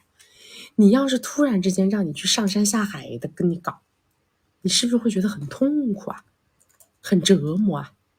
到底有没有这个必要？我觉得也要打个问号，是不是？但是从小他就锻炼的人，他就不一样。你让他停下来了，他反而浑身不自在，反而全身不适应，对不对？所以我觉得任何一种生活最重要的点位是在于要自洽。你们一定要自洽，活在当下，当下你的生活是什么样子的，去享受这份美好，不要老是去想活成别人的那个样子。人到30-40岁再去想活成别人那个样子，我觉得有的时候会让自己有点痛苦，对不对？好的，宝宝们，我们左上角头像点开到我们的曲奇宝粉丝群。宝宝们，你生活有点淡，那交点朋友来点甜。宝宝没有社交圈，咱第一步得先下软件，人靠衣装，马靠鞍，猫拴领导玩得欢。从前你本认真与他相恋，奈何他要把节奏打乱，不怕，粉丝群里找答案。问男嘉宾想要10点半，曲奇宝定神微笑答，公子且慢。好的，宝宝们，曲曲的首部新书《你就是光》已经全网发售了，宝子们右下角小黄车直接下单，你就是光。我们有请下一束光闪亮登场。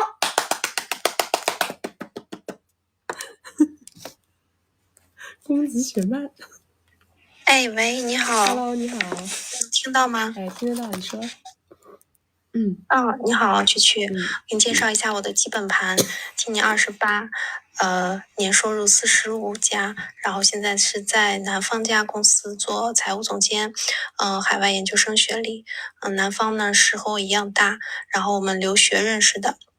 然后他是海外专科学历，年收入40左右，在这家公司，然后不怎么上班，现在就是靠声音大一点哦，嗯，好，年收入40左右，在这家公司上班，然后不怎么上班，靠分红，然后名下2套房，然后一套是我们自己住有贷，然后一套是他父母在住，都是婚前买的，然后我们车子是各买各的。现在的情况就是他前几天 PC 被我发现了，然后也承认了，然后我这边也有证据，准备和他扯快乐证的时候，我又发现，自己就有了，他现在还不知道，整件事情他父母也不知道，然后他有个很强势的，女强人妈妈，就是他妈妈在驻大，他们就在他们公司做董事长，然后他爸爸也是在照顾家庭这样，但他呢也不敢把这件事告诉他妈妈，把哪件事告诉他妈妈？把哪件事不敢告诉他妈妈？就他 PC 这件事儿。那这，好，我接着说，然后他就是不想和我扯坏了账，想和我和好。然后我也和他谈了，我和他列举了1、2、3，让他去改变。然后他说他也自己知道改不了，就是很坦诚也很明确的和我说了。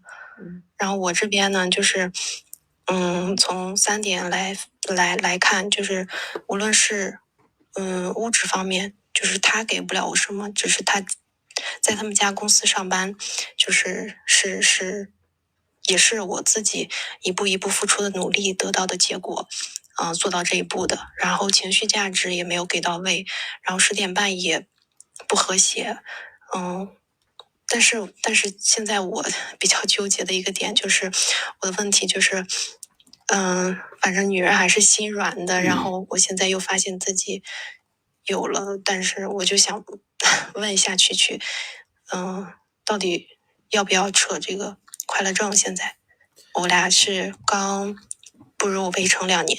你们俩都没有共同财产是吗？基本上没有，很少。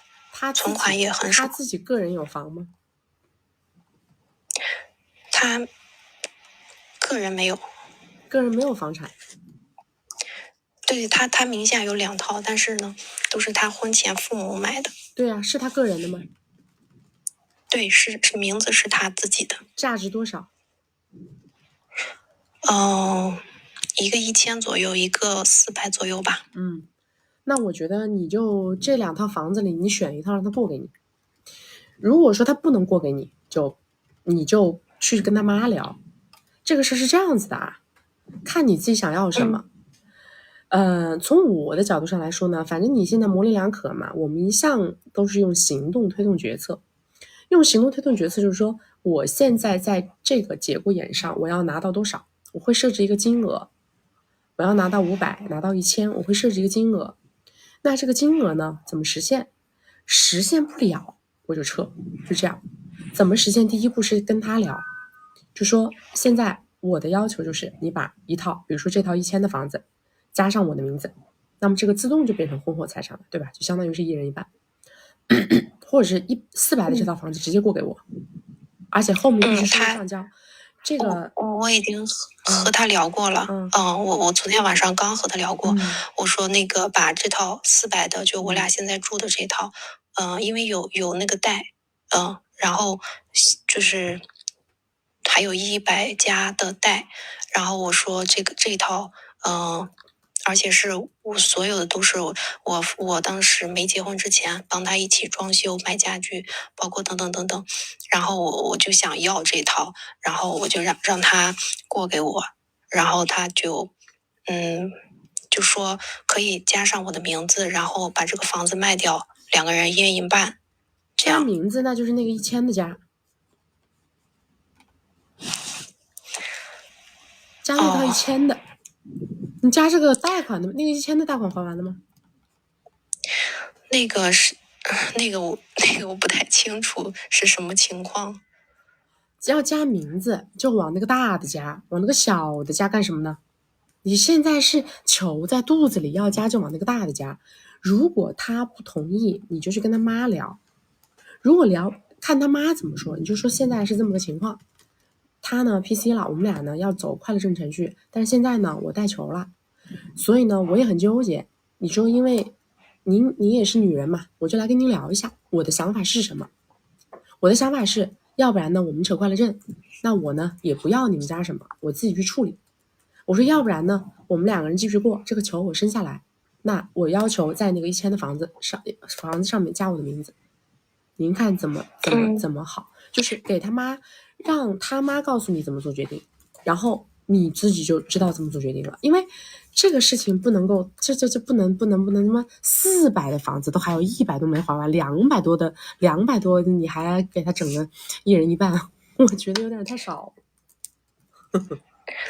那还有一个情况就是，如果我决定，就是其实我对他这个人已经不抱什么希望了，然后我决定想扯的话，我怎么和他们谈？就是用我现在所有的东西和他们谈，怎么能做到我这边最大化呢？我觉得现在很难有什么最大化，你现在一次只能往一头搞，知道吧？一次只能往一头搞。按我的这个策略，那你要是说不要这个球了，你就不好要什么东西了。如果说你又想还要不要这个球，还要扯快乐证，还要东西的这种情况下，你要不到什么东西，本来他要的东西就很有限，要的东西太少了。我觉得肯定是往大了搞，因为说实话，球在你肚子里，你自己也拖不起。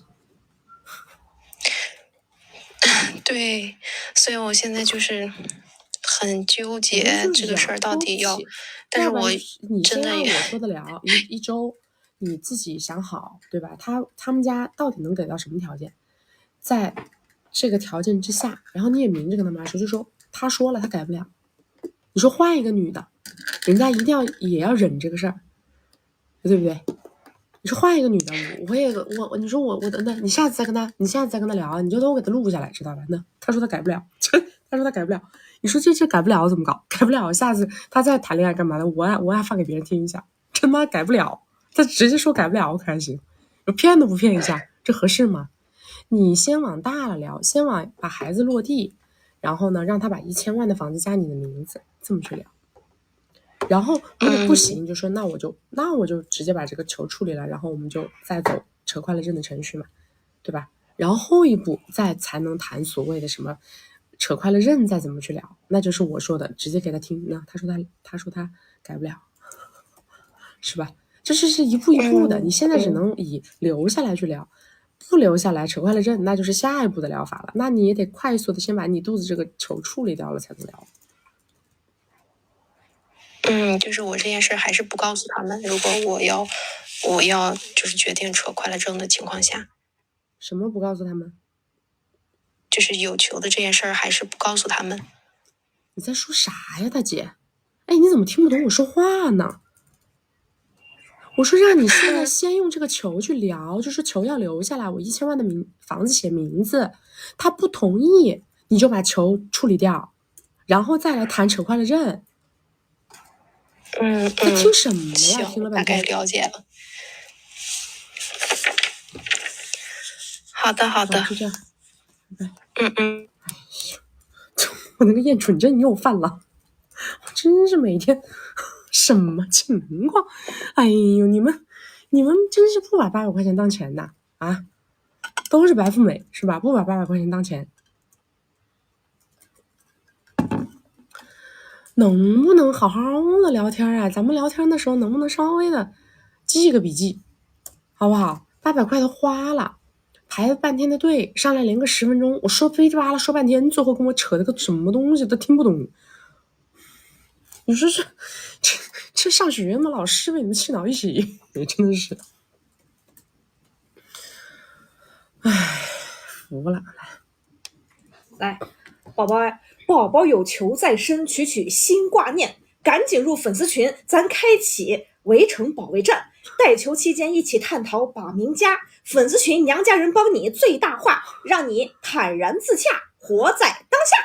宝宝们，咱们左上角头像点开，加入到我们曲奇宝粉丝群，加入粉丝群学习金贵，成为金贵的学员，咱们优先连麦审核。曲的首部新书《你就是光》已经全网发售了，宝子们右下角小黄车直接下单，你就是光。我们的直播是每周2、周6早上10点到下午2点，每周4晚上6点到晚上10点。曲你就是光，永远在这里发光发热，等你来。我们有请下一束光。噔噔噔噔。哎，有你在我们这个直播间不带货的可惜。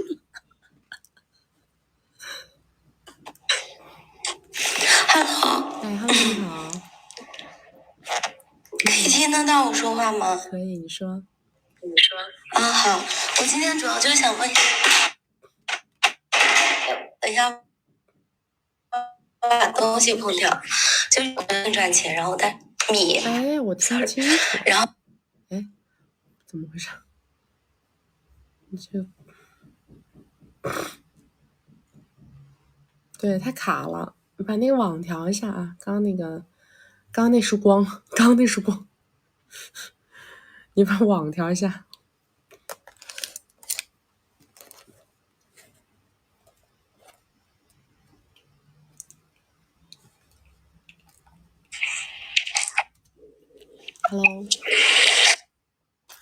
Hello， 你好。Hello， 说话。XX， 说话。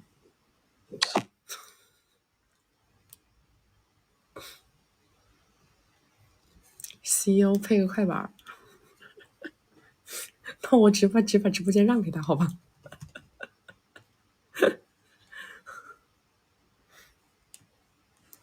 ？Hello， 你好。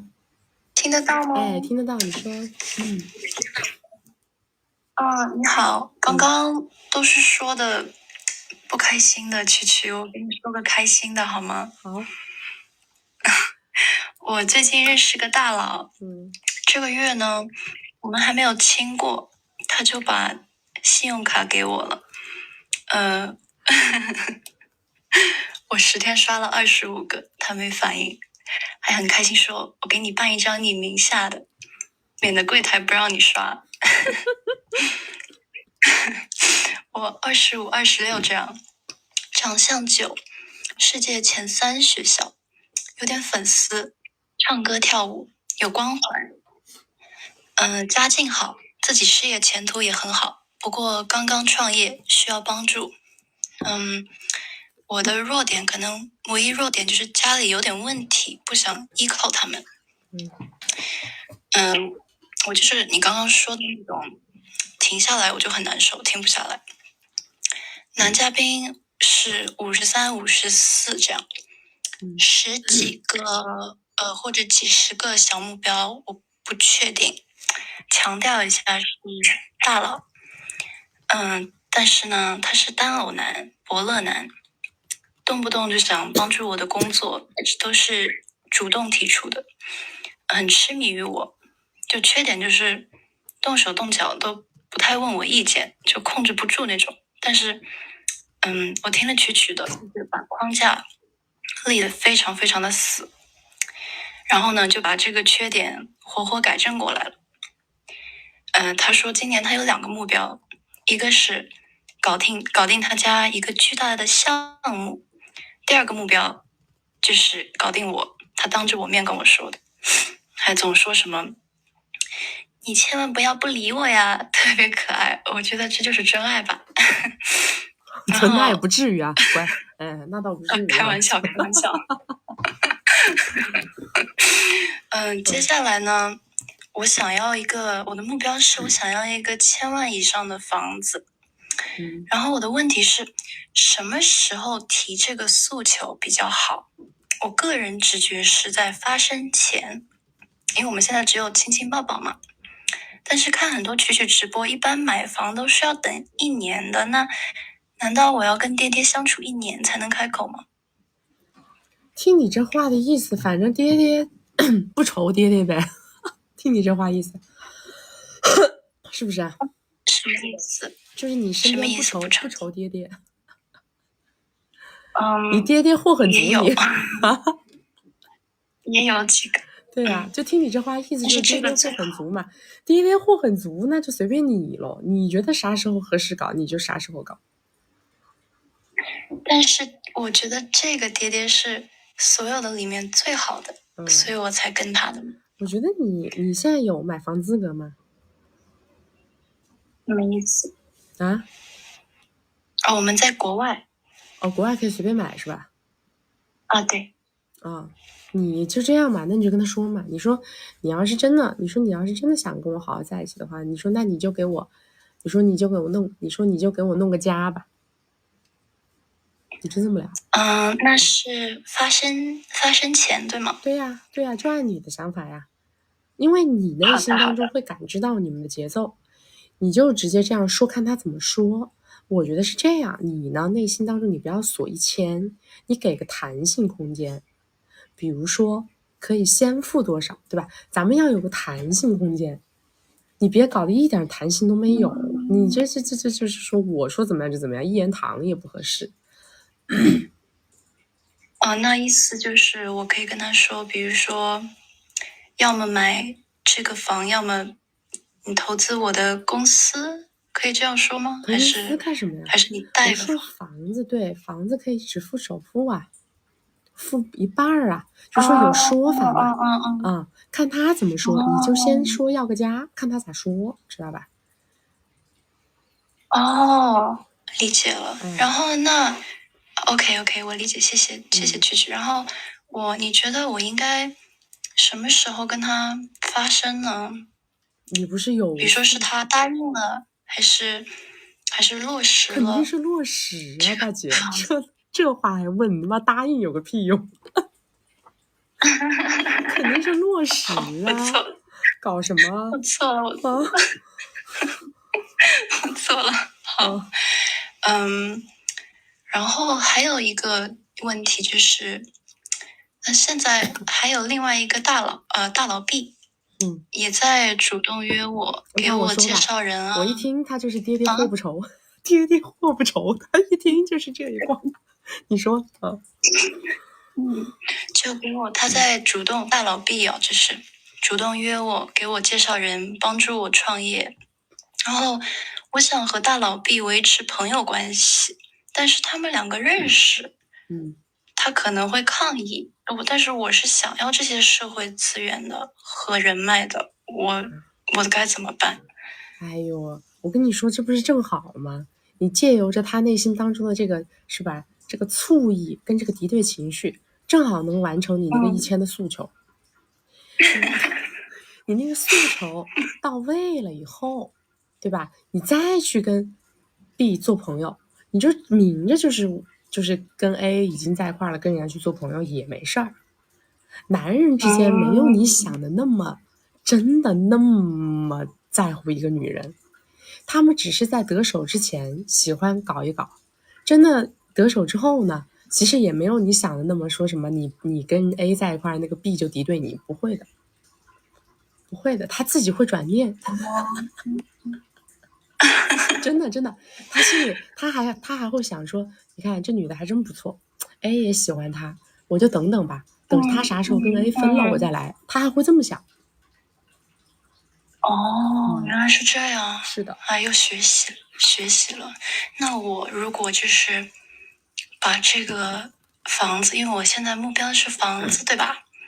但是呢，我要房子的同时，我是不是还是可以继续花他的米？还是说当然啦，给花的这还用说？照常刷卡，照常刷卡，对吧？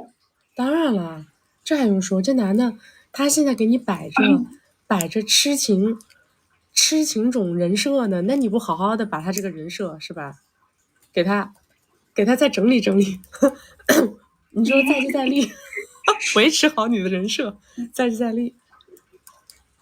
好的好的，谢谢曲曲，我的问题就到这里，非你是我们常感谢。学员吧？哎，你是我们学员吧？还不是，再见吧。刚刚发现你。再见吧你啊，再见吧，您嘞，拜拜了您嘞。拜。别来了啊！这都不是我们学员，天天看我看走火入魔了是吧？拜拜了您嘞，不想理了，顿时不想搭理你了。我们就是这么现实，连个学员都不是，不想理你了。给你个机会啊，等你在闺蜜圈等你啊，给你个机会弥补一下。限流对，不是因为我这不是挂书了嘛？挂书了，它就属于是带货的直播间。它是带货的直播间呢，它的那个推流机制跟我们以前的那个纯娱乐连麦直播间的推流机制不一样，知道吧？带货直播间大家都是要投流的，你不投流就没流量。我不需要那么多流量，我们主要要新流量，对不对？我们主要要新流量，哎，啊，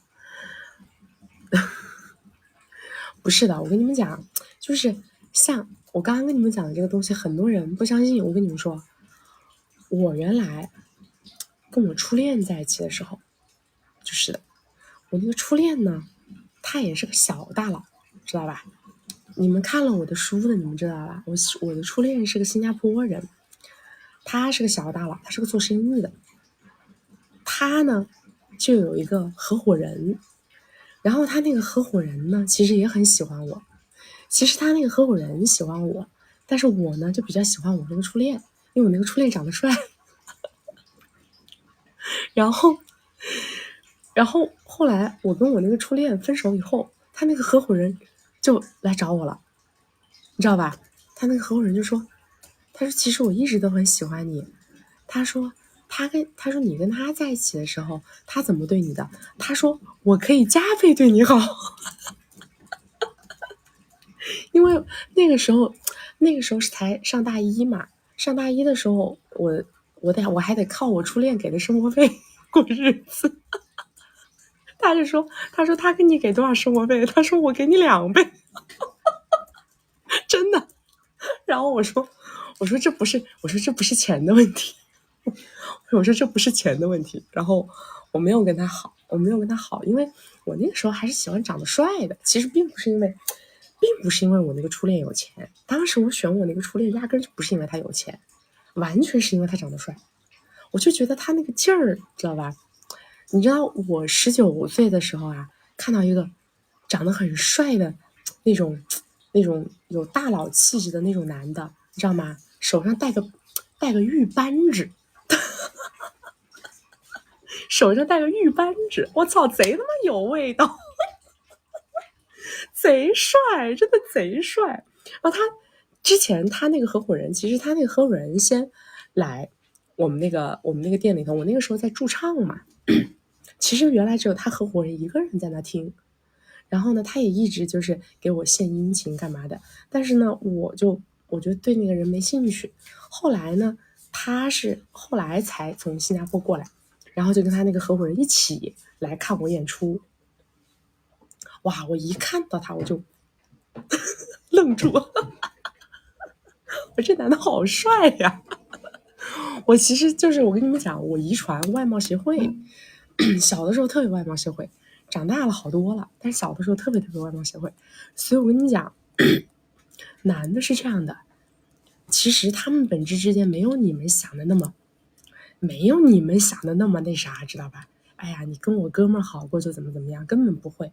他们只会觉得，他们觉得牛的男的找的女的，他们就觉得那个女的很顶，真的，他们会这么考虑问题。所以说他们还觉得抢过来的很香。男的可喜欢抢了，男的比女的还喜欢抢，知道吗？我跟你们讲的那个不要随便的引入竞争机制，是在一起以后，就是这个男的跟你在一起，并且他给你付出很多，你跟他在一起之后，你不要在这个过程当中让他觉得你这个人啊，就是一下这一下那的，今天这个明天那个的，那他就会觉得他这个钱花的不值。但是在一起之前，他们是很喜欢抢的，他们非常非常喜欢抢。在一起之后也是这样的，在一起之后，你可以让他无意当中发现还有很多人喜欢你，知道吧？让他看见有很多人喜欢你，但是你作风得正，就你得让他觉得你不会跟别人怎么着，都是别人要喜欢你，知道吧？不是你喜欢别人，也不是你给别人信号，这样他就会觉得很爽。但如果你自己主动的去勾搭这个那个的，或者说你跟别人男的还发消息有来有回的，这样他们就会大大的降低付出成本，知道吧？宝宝们，我们左上角头像点开到我们的曲奇宝粉丝群，加入粉丝群学习金贵，金贵的学员优先连麦审核，咱们闺蜜圈的宝宝终身连麦插队着，是终身优先的，还有诸多福利，我们闺蜜圈等你。刚才那位宝宝也是闺蜜圈等你。优秀没有天花板，自负才是无底洞。加入金贵的社群，一起进步再提高。春眠不觉晓，让他遇见你就跑不了。曲的首部新书《你就是光》已经全网发售，宝子们右下角小黄车直接下单。你就是光，我们有请下一束光。挺好，这个长度很合适。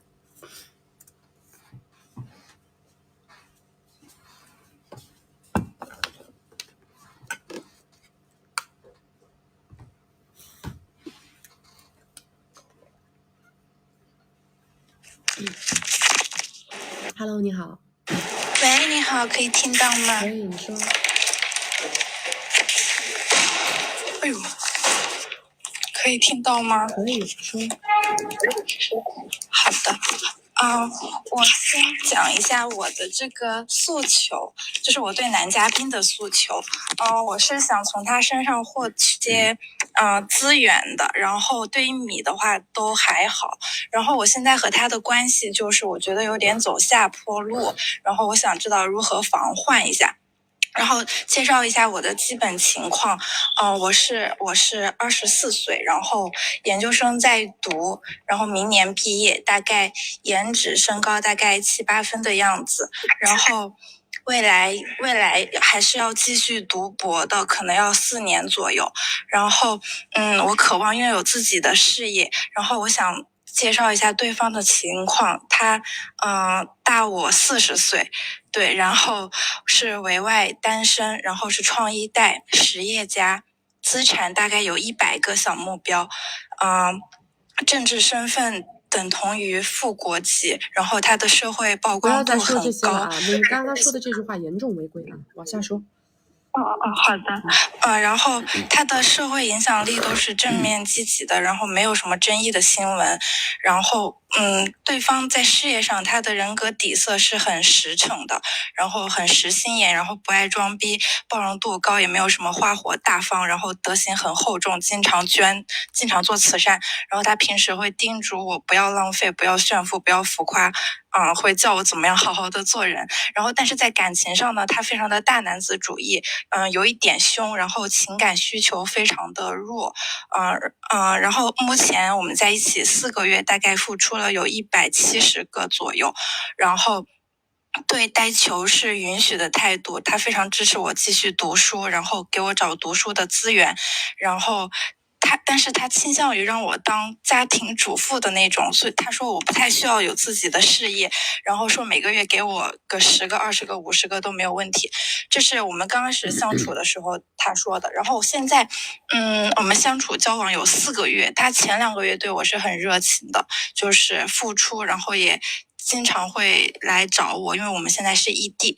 然后第3个月的时候他就突然很忙，然后也不怎么理我，他可能10天半个月都不会找我，然后我大概3、4天会找他一次。然后呢，给他发几句委屈的话，他会回我，一直在忙，在开会，在考察，忙完剧这样子的话。然后我看他朋友圈，他确实挺忙的，就是在全国各地开会这样子。然后，但是前几个月的话，他就算忙，他也会抽个时间来给我打个视频电话。然后第3个月的话，他就一直到现在，他除了送了我一个30W 的手表之后，我怎么跟他讲话，他都不怎么理我。然后他对我没有什么情绪的波动，然后跟我在一起的时候呢，对我也没有什么要求，只需要我安安静静的陪着他。然后我想问一下，就是这1个月我跟他发消息，他不回我，就是我感觉我们之间非常的冷淡。我想知道这样子后续有没有什么问题？这是过劲儿了呀，过劲儿了，这就是啊，对对对，就是啊，对对对，他就就是过他单方境了，然后他单方面觉得就是可以下一位了，你想多了，小姐。什么叫做有没有问题？没有什么问题，就是你的保质期到了。那有必要去他的城市去找他玩啊什么的？没有任何必要，没有任何必要做出任何主动动作，不用打电话，不用发消息，不用出现。这个是我对你的建议。好的好的，但是我身边的话，我只有这一个打了。对，有没有什么都不重要，你可以把这个人当做你的谈资，当做你的一个人脉，但是你不要觉得你跟这种人能够有什么长期稳定的。我跟你讲为什么？因为你们这种姑娘吧，就是本质来讲啊，没有差异化，知道吧？对，没有差异化，没有特色，所以说都是短暂的。一个人的保鲜期就那么长，到了那个时间节点也就没有什么兴趣了。所以你不要做任何主动性动作，你只需要做一件事情，叫做自我经营。你把自己经营明白，他回头赚，他还能赚到你这儿来。好的好的。然后他说过2天他会到我这个城市的附近城市来开会，然后他说他到时候再联系我，那我就还是很正常的是吗？对的，他联系你你就正常，他不联系你你就消失，就这么简单啊。那我消失的话，会不会他也觉得，哎呀，你这样子，我也这样子，那后面就关系就完全没有了？我想告诉你一件事儿啊，只有你内心会思考你们2个人的关系，他的内心是不会思考的。对，懂吗？就是你在想，哎呀，我不跟他联系，他不跟我联系，他不会想这个问题，他不会脑子里去动这个脑子说，哎，这姑娘怎么不跟我联系啊？他不会，他没有，他就是他想找你，是的，我大概1周没有联系过他，他也不会来问我怎么样。他找你，他就会找你了，听懂了吗？他不会觉得说，哎呀，他怎么不找我？他怎么这？他怎么那？他不会过这个脑子啊。对对对。行吧，但是他，我觉得他算是一个说话算话的人。然后我们刚开始在一起2个月的时候，他说给我买一辆车，然后这个车到现在，因为我刚考完驾照，然后这个事还没有落实下来，我后面怎么跟他讲？不讲，等他找你，你再讲。不讲不要。等他找你，你就说行，我驾照已经考下来了，你说你是不是这次帮我去买车呀？直接这样说。OK， 好的。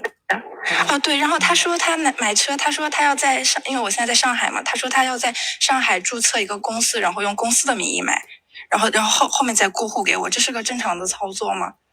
公司用你的名字注册公司就可以，用他的名字注册公司不可以。OK， 可以，行了 ，OK， 我知道了。或者你现在给自己注册个公司也可以啊。行，好的，那我没有什么问题了，谢谢，去。过个毛的户，你们别走这种傻坑啊！别走这种傻坑，好不好？我们可以用自己的名字注册自己的公司，拍自己公司的车牌，买自己公司的车啊！没有一个流程是他的公司拍个车牌，买他的车，然后再过给我，怎么过给你？你个人不能买车，难道公司就过给个人就容易了吗？一样是一个非常繁琐复杂的流程跟手续，好吧？我跟你们讲了的，我上次不是说现在流行几个流派嘛，是吧？预定流，是吧？预定流啊，订货流，是吧？哎，定金流都是这一挂的，这还什么股份流、注册公司流，哎，真的是，哎，很正常。我跟你们讲，这些爹70岁的人了，是吧？70岁的人了，什么东西没玩过，什么东西没见过，有什么样的小姑娘能通过你天天跟她联系，能把这个人长期绑定的？不现实的，知道吧？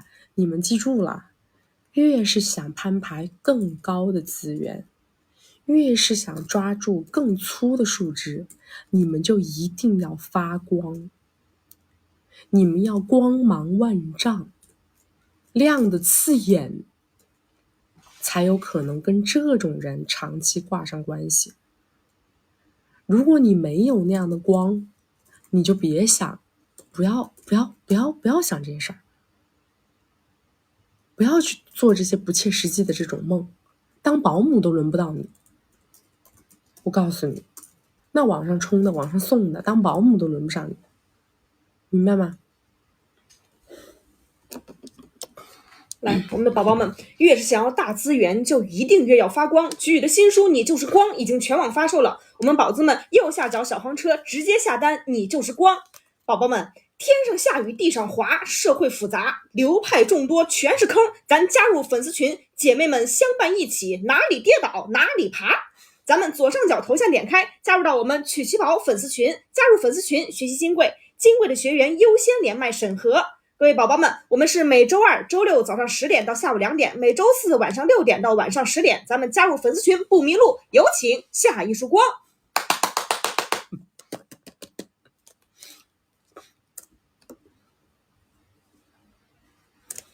对，看不到小黄车的，你们到首页的粉丝群啊。Hello， 你好。你好，我给我打开一下。你说。我先介绍一下我的基本盘，然后我现在是22岁，然后就是小个子，长相7分，然后在新县城市有套房，然后我现在今天主要的问题就是，因为我以前在慈济的道路上没有拿到过什么比较大的结果，然后我就想问一下，我到底适不适合走这条路？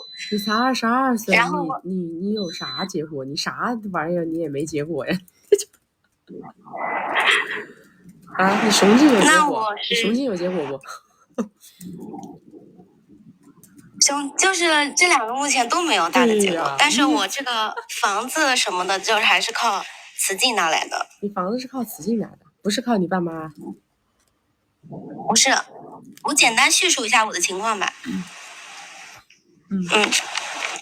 然后我是因为家境变故的原因，然后放弃了艺考，是未成年进了 YC。然后呢，我那时候因为很小嘛，在里面也盘不到什么米，然后就是课勤做得好，就是主要是酒水业绩。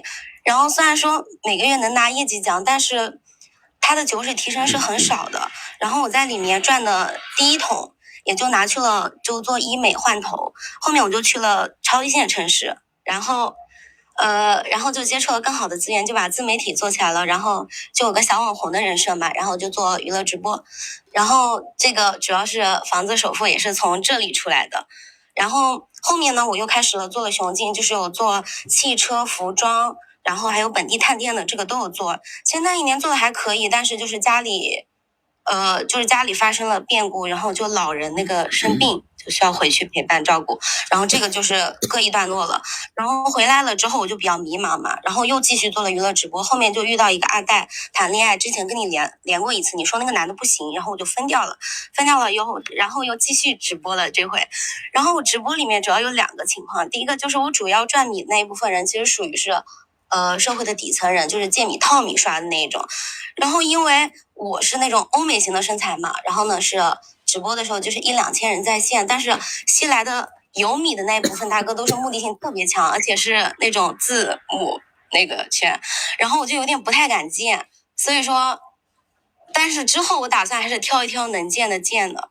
然后我现在的诉求就是我到底适不适合走这个刺激。你才22岁，我是建议你把直播作为你的终身事业来看待，去选一个你认为能够长期有成长性的赛道来做。你说的直播还是余播是吧？直播就是余播吗？哦，不是，我是想问你说的是哪一类？我说了，长期有成长性。那还是之前我接触的带货这一块了。你可以往这方面琢磨，往这方面去深挖，因为你还年轻，你从现在开始积累。如果说你能在一个有长期成长性的赛道里头攻个5年，其实是能出很大结果的。明白，但是我这个手里就是，自从之前付了房子首付，又加上家里生病谈恋爱1-2年，然后手里没有太多米。那我现在还是说继续，就是手里攒一部分资金之后，再继续去做这个长期的事业赛道。这些东西需要手上有米吗？需要呀，因为我现在如果去做电商之类，可能1个月就1万多块钱。然后我就是要供给我的房贷啊，各项家庭的开销。你现在每个月的支出要多少？支出就算我在不买大件正常生活的情况下，2万块钱是要的。对呀，那你就去冲着找一个月入能覆盖2万的事儿干呢。你在直播这个圈子里头，有很多工作都可以去学习，也都能挣到2万以上。它每一个环节其实对于你来说都是关于这个行业的一个技能补充。哦，我懂了，你的意思就是说我现在年龄其实更适合去做一个可以长期发展的路线。对的。那我现在也明白了，我在这个雌竞赛道不是很合适。不是合不合适的问题，是没有必要。能够走雄竞就不要走雌竞，雌竞不是最优解，知道吧？雌竞不是最优解，因为真正的能够拿到巨大结果，它还是得靠雄竞。明白了。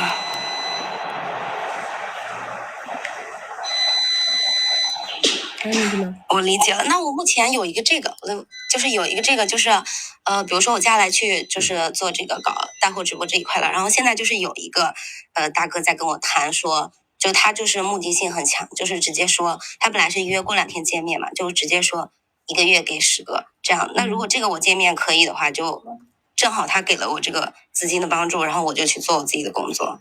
也可以啊，如果靠谱的话，可以啊。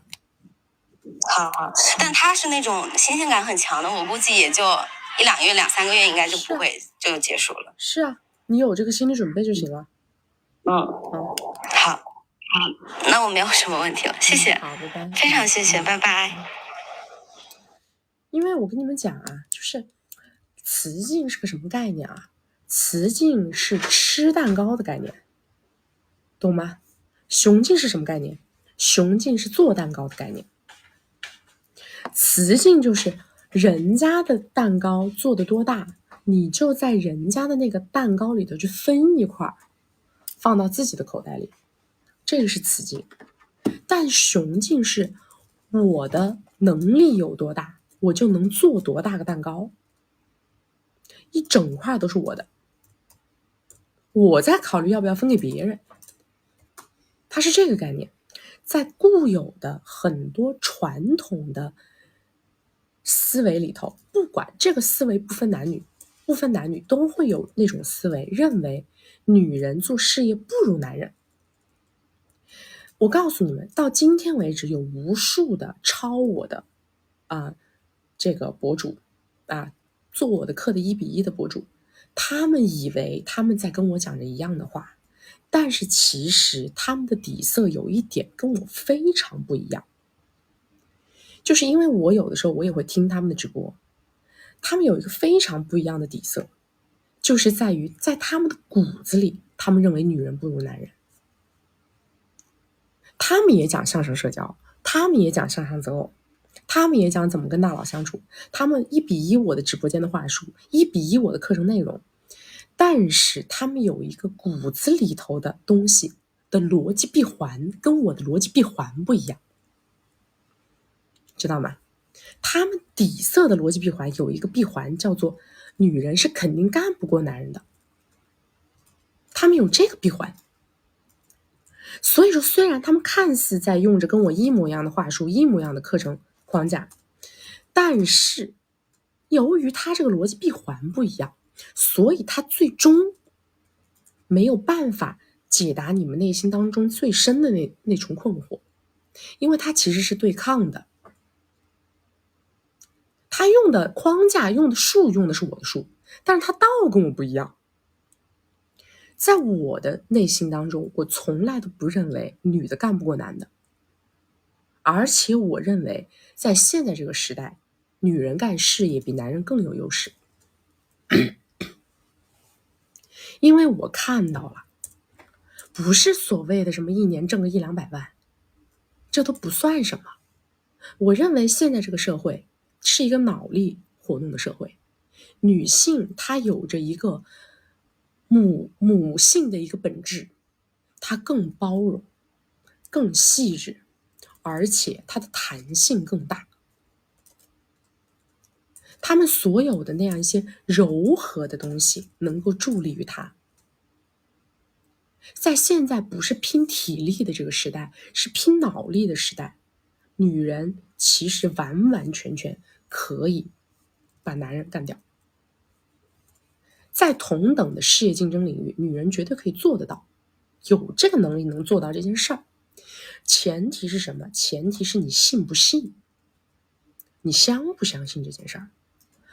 我告诉你们，就是我其实就是走过很多 Z 字形，我走过很多的弯路。所以为什么我老是告诫大家不要走 Z 字形？因为我其实就是在这样一个传统思维里头成长起来的小孩。在我的原生思维里，我是认为女人是不可能干过男人的。在我的原生思维里，我是认为女人就算有能力，也应该去辅佐男人。把光环给到男人之后，因为男人身上能够爆发出来比我们更为长久的力量。我小的时候也是这么认为的。我看到我妈呀，我妈是个非常有能力的人。我妈呢，她就是那种很有信心，很果敢，很有能力。她做事情很有自己的一套方式方法。但是我妈一辈子，她就没有好好的干事业，因为她一直在激我爸。别人说激娃嘛，她一直在激夫，知道吧？她一直在激我爸。我妈就是一路过来，她老是想让我爸干得好，但其实我爸的性格不适合干事业。我爸是一个性格非常内向的人。实际上我回顾我们的整个成长路径啊，我回顾我从小到大的所有的成长路径，我们家其实在发生一些比较大的这种经济转折，有大的物质条件提升，或者是一些很大的核心矛盾被解决的时候，都是因为我妈处理，都是因为我妈动脑子。但是呢，她为什么没有干事业？因为我妈骨子里她是一个受传统教育影响的女人，她总觉得女人还是应该在家里头的。她觉得女人我可以给你做谋士，我可以给你做参谋，我可以给你出谋划策，但是呢，女人冲到台前怎么能够比男人干得好呢？她骨子里有这个东西，她自己都意识不到，其实是一种对她自己的智慧的一种极大浪费。所以我们的家庭资产没有得到很好的提升，是因为我们家里的主次搞错了位置，我们家里的对外对内的这个完全放错了位置，知道吧？然后我现在啊，因为我们现在我做公币圈啊，我每天接触非常多非常优秀的女性，有一些姑娘啊，真的96年的，别人5年前开始创业，现在1年的 GMV 是10个亿。他认识我的时候，他没有谈恋爱，没有谈过恋爱，她来进我的闺蜜圈没有谈过恋爱，明白吗？没有谈过恋爱的人，他没有所谓的雌竞概念，没有雌竞意识，他压根就不知道男人是个什么物种。他来找我，他说我特别想吃一下爱情的苦，我没吃过。我天天听他们讲谈恋爱这个那个的，他说我没感受过。他就从他出社会的第一天开始，他就在干事业。那你告诉我，他今天做到的结果，有几个男的能做到？有几个男人能跟他比？该是比不了吧？你知道吗？我们在外面参加一些有男有女的一些局，知道吧？人家觉得自己可牛逼，外面那些男的你们懂吗？男人是这样的，他拿10分的成绩，他能跟你吹出100分的牛。但是我们女孩子做事呢，喜欢收着说，我干了100分的成绩，我跟你说只拿了10分。然后你在外面看的个个感觉都是大佬，你在外面看你感觉个个都是大佬，因为全是吹牛逼的。你把他们嘴巴上阐述来的这种貌似身家除以个5除以个10，可能都高于他的真实资产水平。但是我们女生不是这样的，真正聊到数据，聊到你们每天做的营业额，聊到交多少税，聊到你的 GMV， 聊到你的盈利，这个叫什么利润率，所有的东西一聊，你会发现现在已经在慢慢的发生颠倒了。绝大部分我们见到的男的，其实跟我们闺蜜圈里的很多女生比起来都不行，都不如他们。所以我是在用数据在跟你们说话，而且我告诉你们，我说的这个姑娘长得非常漂亮，我说的这个1年干10个亿的姑娘长得非常漂亮，绝对是属于美女这个级别的。所以我是在拿现实情况在告诉大家，如果你们现在还很年轻，能够在做事业的点上找到一点点的感觉，我是建议你们好好的把这个事儿琢磨琢磨。因为5年的时间，你不知道你会创造什么。我相信5年前这个姑娘也没有想过她今天能做到这个成绩，明白吗？其实4年前我做这个事儿3年多吧，不到4年，那个时候我也没有想到我能做到今天这个规模。但是今天我们做的这个规模，也是被行业里很多人所垂涎欲滴的吧。而且我对于未来有着更高的预期，我相信我们能创造更加神话的一个结果。所以我是发自内心的跟你们讲，大家的逻辑闭环要在这个点上闭环掉，千万不要一边嘴巴上说我要怎么独立自主，我要怎么挣米，女人要搞米，女人要怎么，但是你内心当中又不相信你能超过男人。这重相信就是钥匙，明白吗？没有这重相信，你的天花板会很矮。你们要带着这重相信，再去用我跟你们讲的所有的这些术。你们的道跟我要一致，然后才是讲术。这样的话，你们才能够拿到最极致的那个结果。好的，宝宝们，我们加入粉丝群。我们的闺蜜圈宝宝不只有96年身价10亿的创业白富美，还有更多无比优秀的女性同胞，欢迎你的加入。咱们雌竞不是最优解，雄竞才是金饭碗。加入曲曲粉丝圈，我们一起敢为天下先，一起研读学金贵，我们雌雄同体共进阶。好的，宝宝们，曲曲的首部新书《你就是光》已经全网发售了，宝子们右下角小黄车直接下单，你就是光。看不见小黄车的宝宝一定到我们的首页粉丝群里，小助理等你。我们有请下一束光。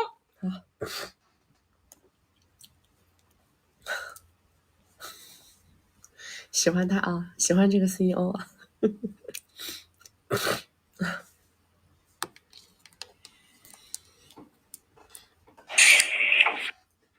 你好，蛐蛐。哎，你好，你说。那个，我是来找你救命的，我吃瓜吃到自己头上了。我简单的，我写了一个稿，我就先念啊。我说我和男方啊，认识10年，他比我大13岁，认识时他是围内的，后来拿了快乐证，给我买了2套房，对我也很好，给我家里人表现得很恋爱脑。后来2019年我们走进了围城，就是他们原来原来有一位嘛他们婚内有一个抑郁是吧的女儿，女方是个大苹果最近前一段时间我出去旅行，他们一家3口啊，就是在这个超一线玩嘛，就我们现在也在这儿，然后那个我就给这个男的打电话，然后这个女的就给我发短信说我再给这个男的打电话就告他重婚就告他重婚了。我说我后来发现他还就是这个男的用小号和他爸妈还有那个女的在家族群里，然后我找那个律师是吧大姐调档发现，你要么你就中间加个字儿，你不加个字儿，你把这2个字慢点说，他就不违规了。你要不就快点说，你是磨叽个啥？律某师发现他确实存在重的问题，然后他当时把名下的房子都给了那个女的。我那天看见群就把我们的结婚证发到群里了，那个女的就退群了。大早上晚上的时候发生的嘛，大早上打电话来说谢谢我给他提供了证据，目前就是我和这个男的是订了机票，过几天打算回我的老家把快乐证扯了。为啥？然后谁给你出的主意？然后就是说谁给你出的主意让你扯快乐证啊？那个律某师说，如果我知道这个情况的情况下，就是我知道他是重某婚的情况下，这样我也是犯罪的。你等会儿，他们俩没有扯快乐证吗？对。那你们俩这个结婚证是怎么领出来的呢？可能是他当时做了一个假。所以你们俩这个结婚证是不是真的？结婚证是真的，我们是在民政局，就是我们当地老家的民政局领的，但是我们那个地方确实属于一个偏远的地区，可能它就是联网可能有点慢，上传有点慢。你先跟我讲你的目的是什么？你今天的问题是什么？我的目的是什么？我今天就是不知道怎么办了，我就找你来救命了，现在不知道该怎么办了。不是你的目的。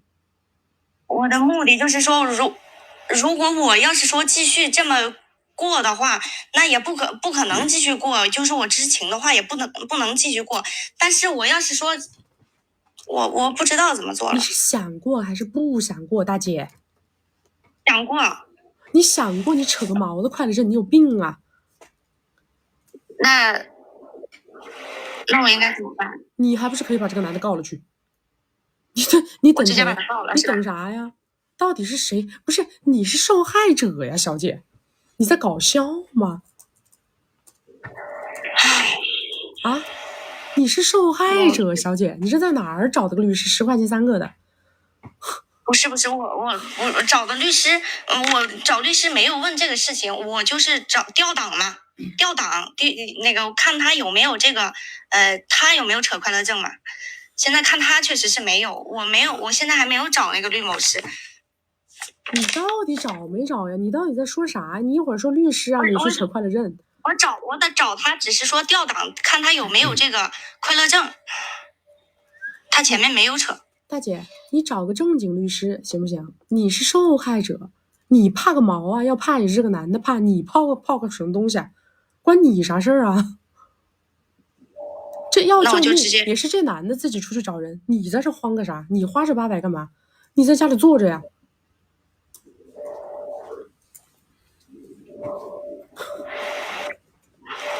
你有啥好慌的？是你欺骗人家了，你又没骗谁，他骗你，你慌个屁。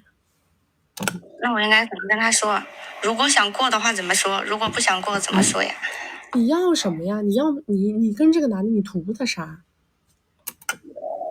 他对我还挺好的，他当时就是确实给我买过3套房，给你买了3套房，他等于说对他自己还有一个围城，然后呢，他以假的单身身份又跟你领了个结婚证，对对所以对，说他给你买的这3套房可能是那个他跟那个女的对婚内财产。是的，是的，就是这么个问题。你能不能正经找个律师啊？你是差钱还是怎么着啊？啊？不是，你把你们的结婚证发给了那个女的，然后给那个女的作为了证据，然后你现在是啥都没有，你说你这弄的个啥呀你？你能不能花点钱找个律师啊？那我就直接把他起某诉了就好了，是吧？不是小姐，不是你找个律师，你听一下人家正经律师怎么说，行不行？你说我不知情，我也是受害者，现在是怎么搞？但问题是你那几套房子可能是保不住了。好的。你只能等这个男的跟那个女的扯了快乐证之后，然后看他手上还剩啥，你再让他把他剩下的都转到你名下来，他只能这样。你可别又去扯离，哎呦，我扯他妈快乐证，你扯得着吗你？哎，是啊。你扯快乐证好了，人家直接回去了，人家一家3口其乐融融了，还关你个屁事儿！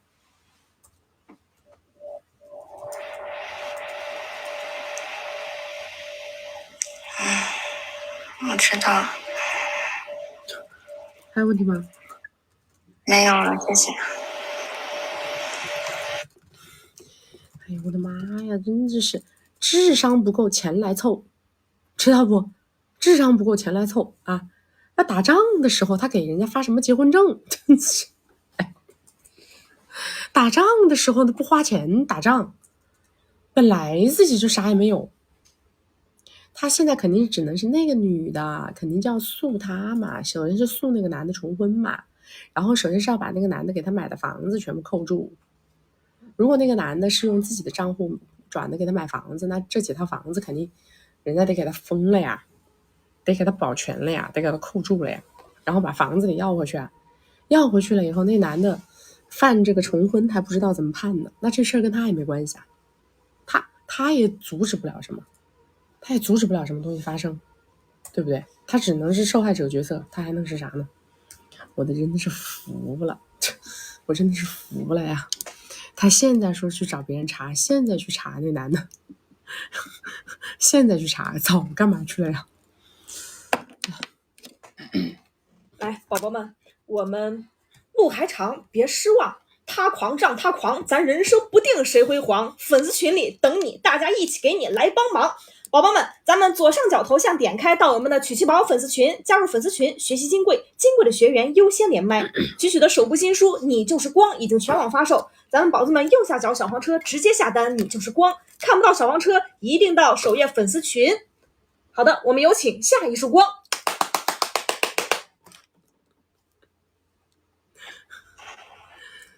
Hello， 你好。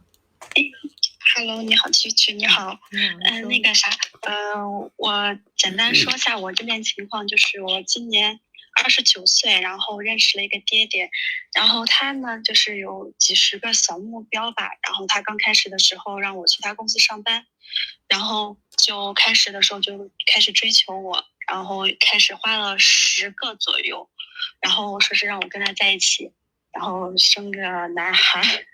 然后中间一直我没有同意嘛，因为我还没有接受这种关系，然后拉扯了以后我同意了。同意的时候，然后我是说让他先给我给100个，然后目前他已经现在给完了。然后就是交往的过程中，我一直是比较有服务意识的，然后百依百顺，我性格也是比较软的那种。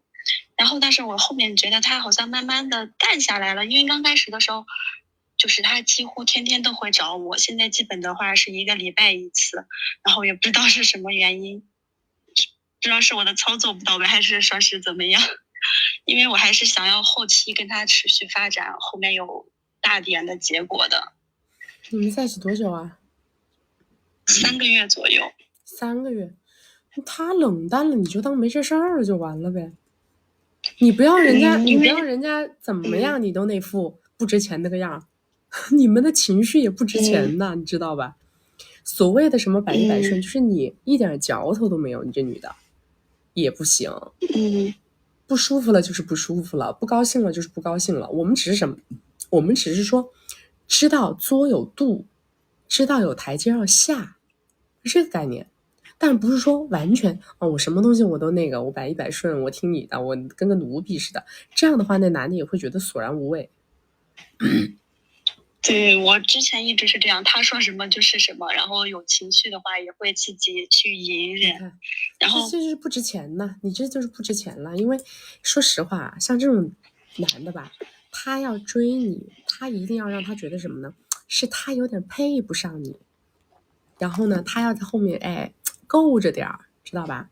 平时呢，虽然说我情绪价值给，但是你但凡让我不爽了啊，那不好意思，我就要告诉你，你这个事儿不能这么搞，你这样搞得我不舒服。就是你得给他划线立框架。你不是我们学员吗？还不是。妈呀，今天怎么连了这么多都不是我们学员？我求求你们了，你们先去把经过学一下好不好啊？这搞得个乱七八糟。我们要立框架的呀，你们都没有自己的框架，那个人就会觉得你完全不值钱，索然无味。对，我也觉得像是这种感觉，因为我之前了解过，他之前也有嘛，但是对方就是比较强势，然后他就是因为身边的人都是顺着他的，那个女生就比较强势，然后他也付出挺多的，但后面有一些原因就分开了。不是强不强势，我告诉你们这个点在哪啊？这个点在于你那样子对他，他觉得你很假，他觉得你这个人不真，懂吗？他觉得你就是图我的米，你一点真的情绪都不敢给我。对，好像是，我好像也有点这种感觉。现在，因为他好像说过这种话。就是虚伪啊，他就觉得没意思了呀。那哪个谈恋爱是这么谈的？他为什么要花米？他花米买的是恋爱体验券。对，他好像是一个比较缺爱的人。那不是，你现在给人家的是保姆体验券，不是恋爱体验券，对不对？那现在后面，那我是应该做我自己，还是说是有情绪了就说出来？没有这个关系，大姐，你能不能当没这关系？你该上班上班，该干嘛干嘛。每天该花枝招展，你不要在那，你就做一个正常的你上班该做的工作，不要在那儿舔。对，我们其实就是我是从来不会找他的，因为就是如果有需要，他只是会叫我是没有资格去主动去找他的。看你这话说的，怎么就没资格了，大姐？你好歹拿100万过来才跟这个人在一块儿的，怎么就没资格了？你身份都放不对，你这搞得像个什么一样，搞得像个要饭的。就是，我也觉得好像刚开始他追我的时候，我还是那个啥，就是因为那会儿还没有开始，我就是比较自我，然后后面的就开始慢慢失去自我，好像每段恋爱都是这个样子。你先下去学习吧，我跟你说话，我犯困，我累。听着都没尊严。我跟你说话，我听着我都觉得你没尊严。如果后期说还有什么需求的话，我是应不应该张这个嘴开口？肯定要开口呀。你去1v1吧，你去1v1吧。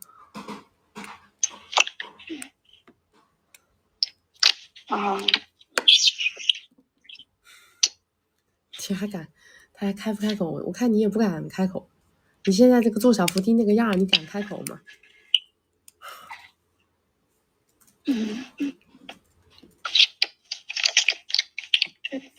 好像自己好像就是特别的卑微。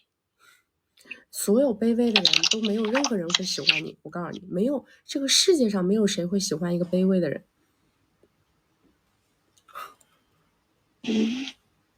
你先下去调整心态吧。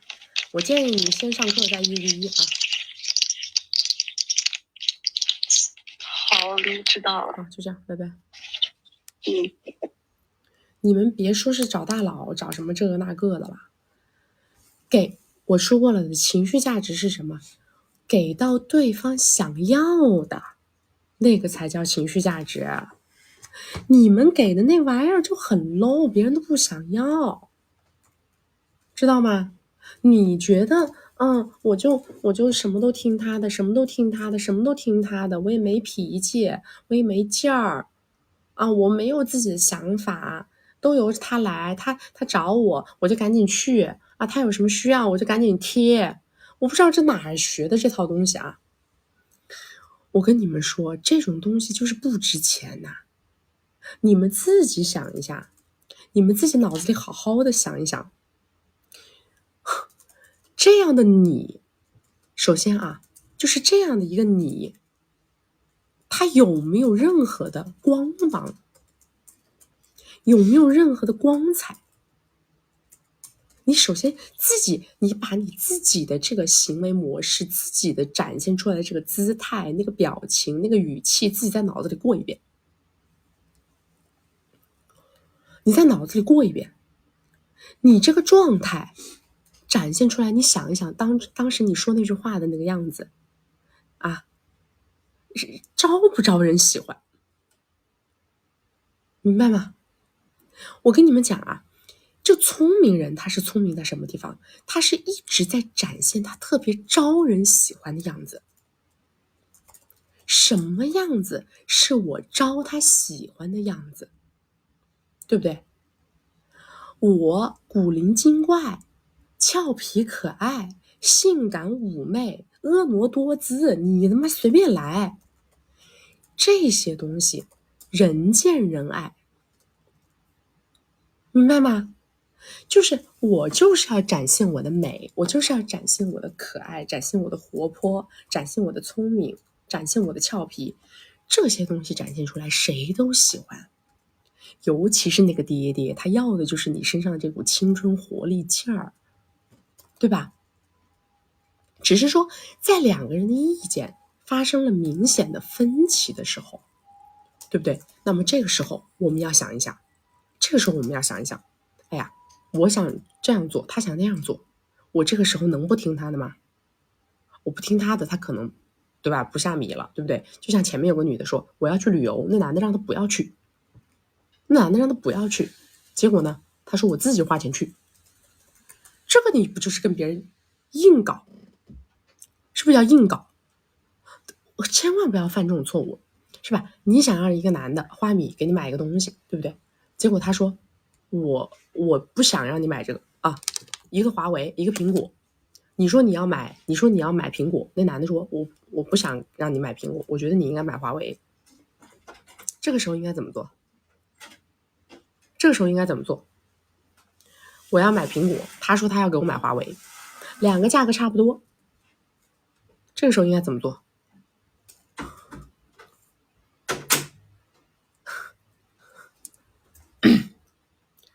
对，先撒娇，告诉他为什么我想要苹果。我觉得苹果拍照好看，对吧？首先是撒娇，给理由，对不对？你个这个稀烂的个班子了，把华为收了去换苹果的，我老子把你拉！你们这种，哎呦，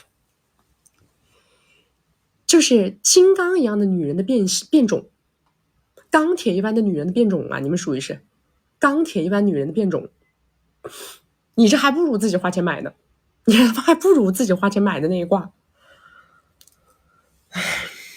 你不仅仅是要忤逆，啊，你还要拿着他的钱忤逆他啊！你歇会儿，你闭嘴吧你别说话了啊！你30分钟别说话了，刚刚这个啊。首先是撒娇，对不对？告诉他，哎，我为什么想这样？我想这样，那你就给我买嘛。今天我用了苹果以后，我高兴，我小姐妹都用这个，我也想用这个，但是他实在不同意，怎么办？买华为，懂了吧？你要花别人的钱办你的事儿，这种时候我们要乖，哎，是吧？先顺着搞，哎，顺着摸。绝大部分男的吧，在这个关键点上，他也没那么他也没那么盯你到底是买苹果还是买华为，他其实也不是那么在乎。但是呢，如果因为他说不给你买，你说不买算了，啪，你挑头自己去买个苹果，这个就是激化矛盾，明白了吗？这个就是激化矛盾啊。或者呢，像这只猪，一个二个猪金猪的，拿了他的华为再去换苹果的这种，我跟你讲，你们这种就是等着被抛弃，知道吧？等着马上就被抛弃了，是吧？牛啊，牛啊！哈，你们太溜了，你们还是自己挣钱吧，真的，我建议你们自己挣啊，建议你们不要让别人给你买，好吧？只是说在这种点上，我们要有分寸感，对不对？分寸感。但是平时一些无伤大雅的事情，上面，一定要展现自己的青春活泼、俏皮、妩媚那个状态，明白吗？尤其是在两个人有一些小情绪的这种过程里头的时候，是吧？哎，你跟他两个人在一块儿，躺一块儿，这种时候，对吧？甚至于可以强势一点，霸道一点，对不对？他要玩手机不准玩，对吧？不准玩，找个用你身体上的某一个部位，是吧？给他把眼睛挡住，对吧？眼睛挡住，不准看，不准玩，你懂我意思吗？就是你们的强势是表现在什么点上的很重要，要表现在那些大家都很开心、很愉悦，是吧？两个人的小情调这种东西上，对吧？或者平常买个无关紧要的东西，我想喝可乐，你给我买可乐，对不对？你说我今天给你一个挑战，什么挑战？你去给我买姨妈巾，对吧？哪怕是个爹爹又怎么样呢？无非就是被拒绝嘛，对吧？你说，可是我就是很想看你那么尴尬的样子，我就是很想看你那么手足无措的样子，我看着你那个样子，我觉得我会很兴奋。像这么聊天，对不对？就是你们用这种东西，他难会让别人不舒服吗？会让别人不爽吗？那男的要是实在不愿意，那就算了呗。那好吧，那今天算你挑战失败。那你今天挑战失败，那你给我买瓶香水，是吧？你今天挑战失败，你给我买一套 YSL， 懂我意思吗？这玩起来，明白吗？就是关系的本质是要玩起来，尤其是跟这些爹爹这个那个的，人家找你要的就是那种青春活力，你倒好，上来你比他家保姆还会忍，你比他家的阿姨都脾气好，是吧？连个半个字儿都不敢跟他两个人逆着来的，你说你还有什么意思？对不对？你就没劲儿了嘛，你就是那个嚼的没有味道的那个口香糖啊，对不对？所以仔细的想一想啊，我们在脑子里仔细的构思一下，想一想，我在什么点上我自己觉得我特别可爱，我特别有风情，我特别有味道，那么我一定要把这个东西变成我的技能化，而不是我随心所欲的展现，不是的。因为你们没有这个段位是怎么体现的呢？就是可能你无心当中会展现一些很可爱的东西，有段位的人是什么呢？他把无心展现的东西变成了 SOP， 他把那些无心当中展现的可爱、俏皮、妩媚变成了自己可以随时被调用的一个技能。他想展现他就要展现，他想在谁面前展现他就在谁面前展现，他在什么时间展现他就在什么时间展现，同时他还能琢磨出别人的脸上对这个东西的反馈，他还能随时随地收，懂了吗？他就是在这个过程当中拉扯的让这个人觉得好有趣味，好有意思，自然而然的他那个米不就下来了吗？总不是娱乐基金娱乐开支，对不对？不要一个二个的不要给我当奴婢啊，当奴婢没有人会喜欢的，好不好？好的，宝宝们，无论是听直播、看你就是光、学金贵，还是进闺蜜圈儿，咱们让自己变高级，学习的本质是成为金贵的自己。让我们一起跟着曲变得古灵精怪又温婉懂事，风情万种又俏皮可爱，婀娜多姿万人迷，人见人爱爽歪歪。曲新书《你就是光》已经全网发售，宝子们右下角小黄车直接下单，你就是光。看不到小黄车的宝宝，一定到我们的首页粉丝群加入粉丝群，我们迎接自己这束光。有请下一束光闪亮登场。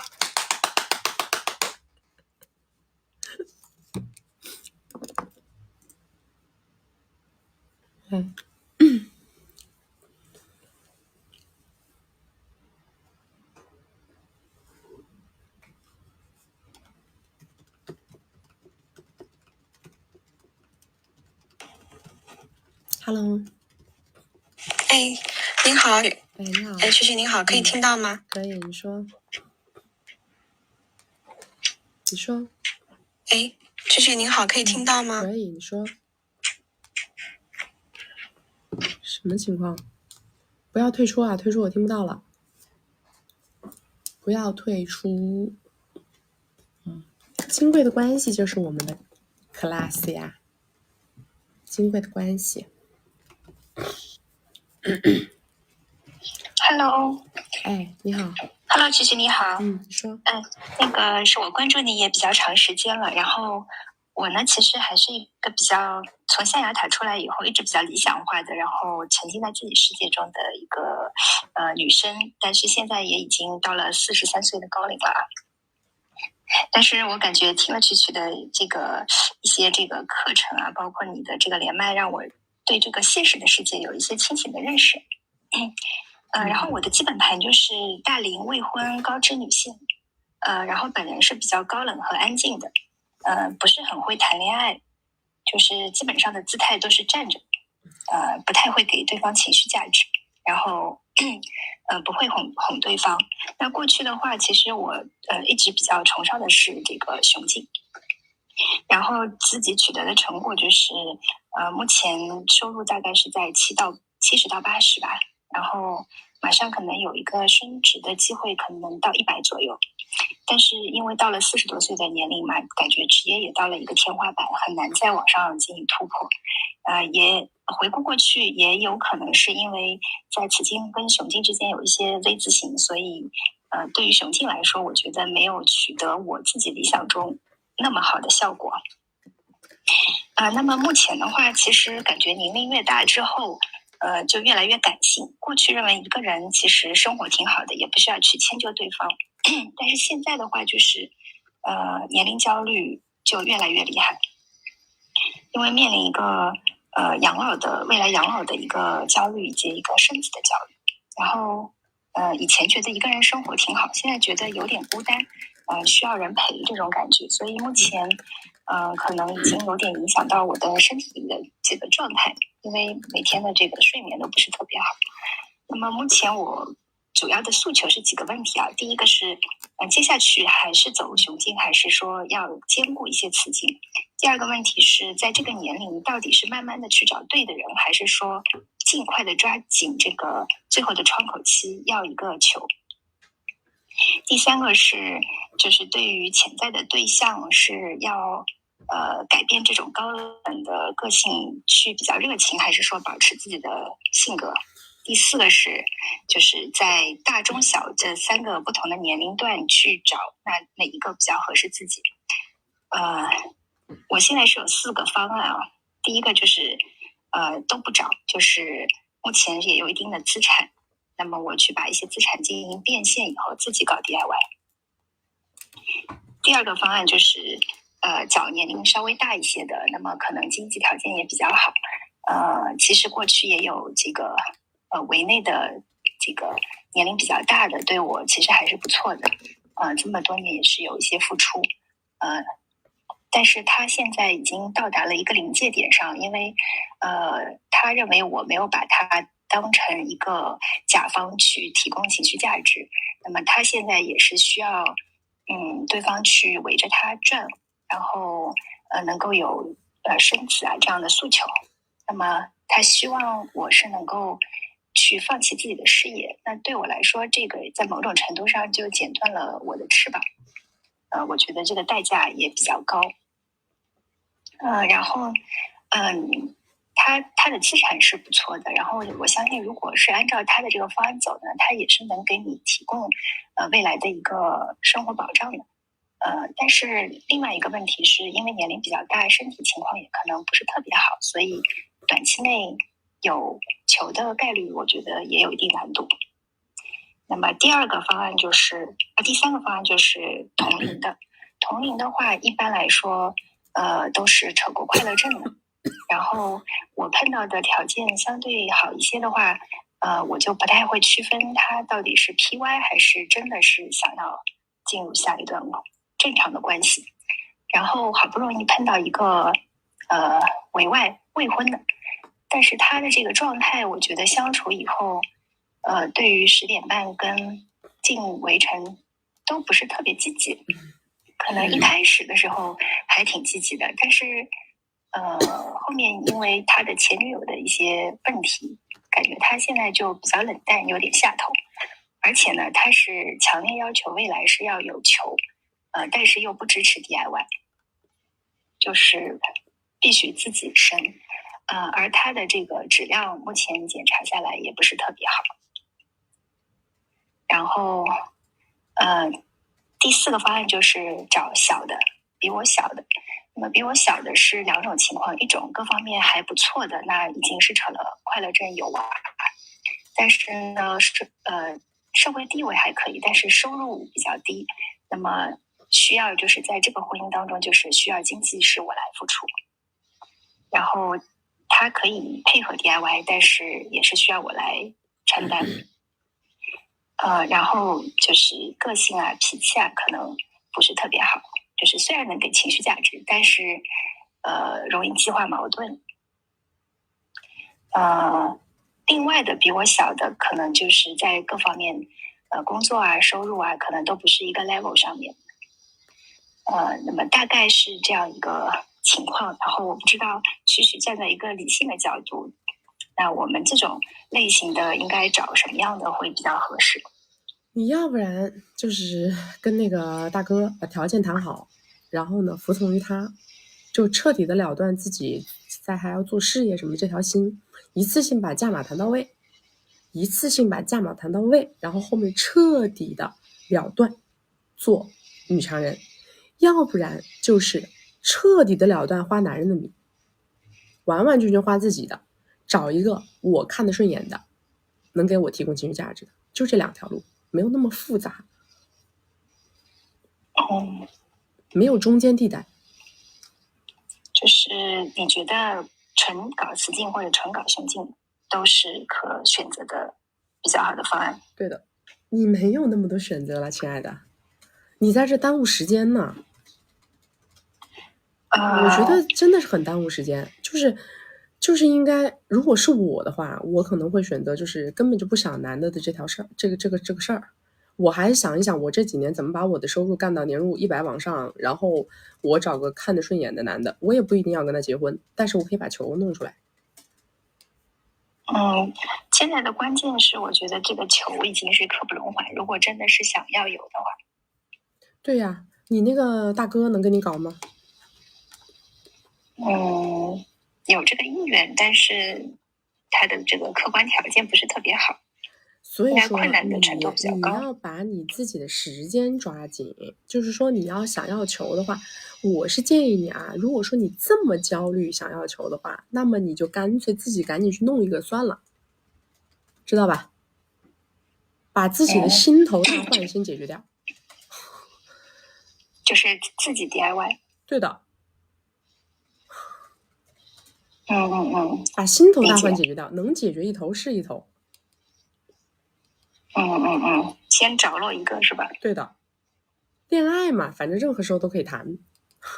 男的嘛，你找哪样的都找的差不多，反正你现在这个时间节点上要找一个男的给你哐哐大付出也不太现实，说实话。实际上我倒不是说要对方付出，还是希望有一个就是合适的，能够正常的进入婚姻啊，然后再能够有这个求这样子一个正常的这样一个你是路径。从来没有结过婚对吧？对，我告诉你啊，你自己43岁，从来没有结过婚，工作能力又比较强，像你们这样的女生，本来就对男的抱有极其不切实际的幻想，你想要的那种对的人根本就不存在，这个世界上都没有，这个世界上都没有这样的人，懂吗？你们这样子的人跟别人相处起来，别人会觉得很累的，因为你要求很多。他找个就是30岁的女生没有你这么多要求。对相处的要求可能比较高。对呀，30岁的女生、20几岁的女生，她没那么多要求，她都能忍。到你们这是什么都忍不了，因为你老会觉得我要早忍早愿意忍了。那你觉得这种所有的婚姻都是忍耐吗？当然了，必须的呀。婚姻的本质就是忍耐啊。那什么底线是不能触碰的？就是不能再忍。得病，没有什么底线，底线就是病的不行了，就是玩的已经被给自己玩烂掉了，没有什么所谓的底不底线的。婚姻就是坚守，就是忍耐，就是一方没把另外一方打死。这么恐怖？本来就是这样的呀。好吧。别幻想了啊。好，拜拜。我跟你们讲，女人呐，对于婚姻的这个滤镜啊，跟这个幻想啊，打不破，那你就费劲。我跟你们讲，婚姻呢，确实不是必需品，懂吗？我们所有的聊天都是建立在想结婚的这个基础上再跟你们聊天。婚姻绝对不是必需品。真的有人可以谈恋爱谈一生，有很多这样的人，也有人他可以一生结9次婚，也有这样的人，对吧？婚姻没有那么神圣。我告诉你们啊，我闺蜜圈有个女生，她是个炒房大佬，她那个快乐证啊几十本快乐证，过一个星期她就又多一本快乐证，过一个星期她就又多一本快乐证。她就为了买房，是个女生，也30几岁吧，也不到40岁，30几岁，几十本快乐证。我说这简直就是实现了结婚自由啊，实现了结婚自由，懂吗？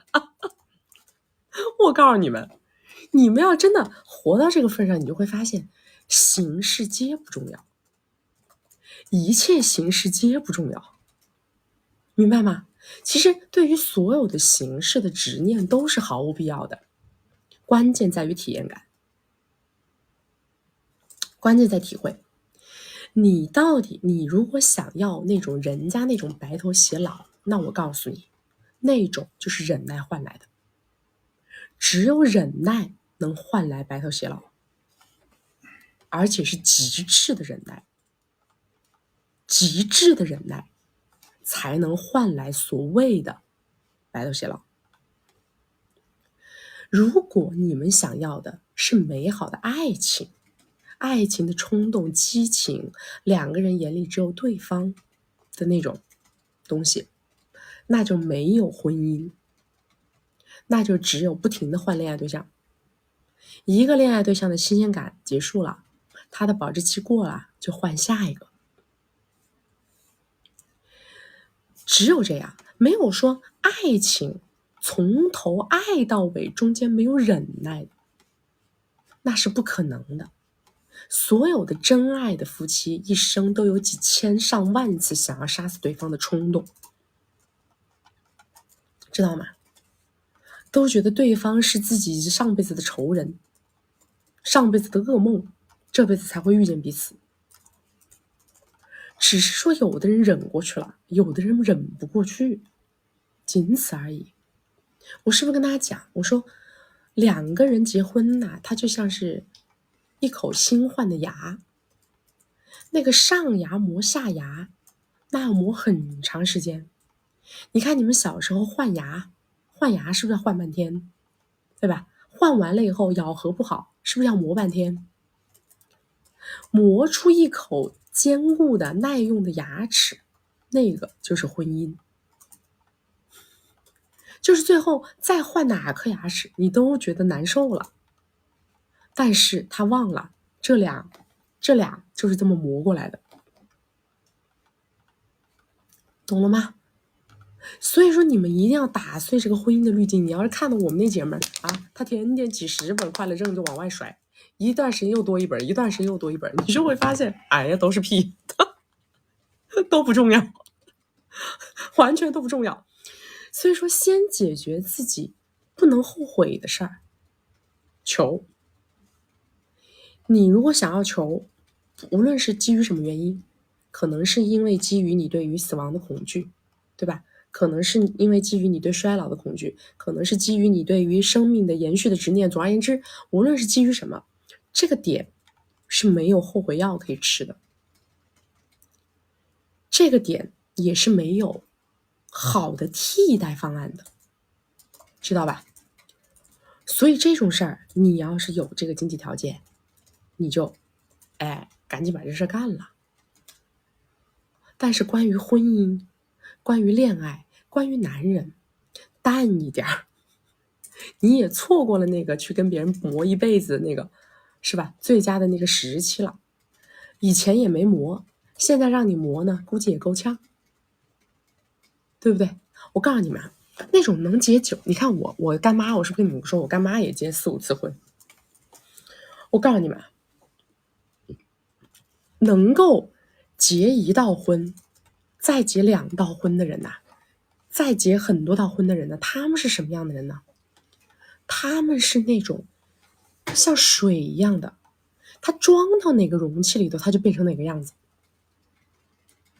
他是跟任何人在一起，他都可以跟别人去磨成别人想要的那个样子。他是那样的，所以他一生能结 N 次婚，知道吧？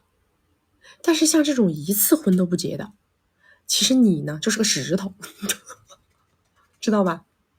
你要别人来适应你，你不愿意去适应别人，让你去适应别人，你就会觉得很痛苦，而且你穿越不了那个痛苦的周期，要打磨你就会变得非常的难。还不如想开一点，把球弄了，对吧？然后后面以没有结果的恋爱，纯粹就是为了享受人生，享受2个人肌肤之间的欢愉，我觉得这就够了，对不对？好的，宝贝们，咱们快来加入粉丝群，你会发现一切形势都是浮云。那些过不去的坎儿，不是因为咱腿短，而是因为念没转。你很好，他不配。再见之后，下一位。宝宝们，咱们左上角头像点开，到我们曲奇宝粉丝群，加入粉丝群，学习金贵，金贵的学员优先连麦审核。我们每周2、周6早上10点到下午2点现场直播，每周4晚上6点到晚上10点，曲曲等你。各位，曲曲的新书《你就是光》已经全网发售，宝子们右下角小黄车直接下单，你就是光。看不到小黄车，一定到我们的首页粉丝群。我们有请下一束光闪亮登场。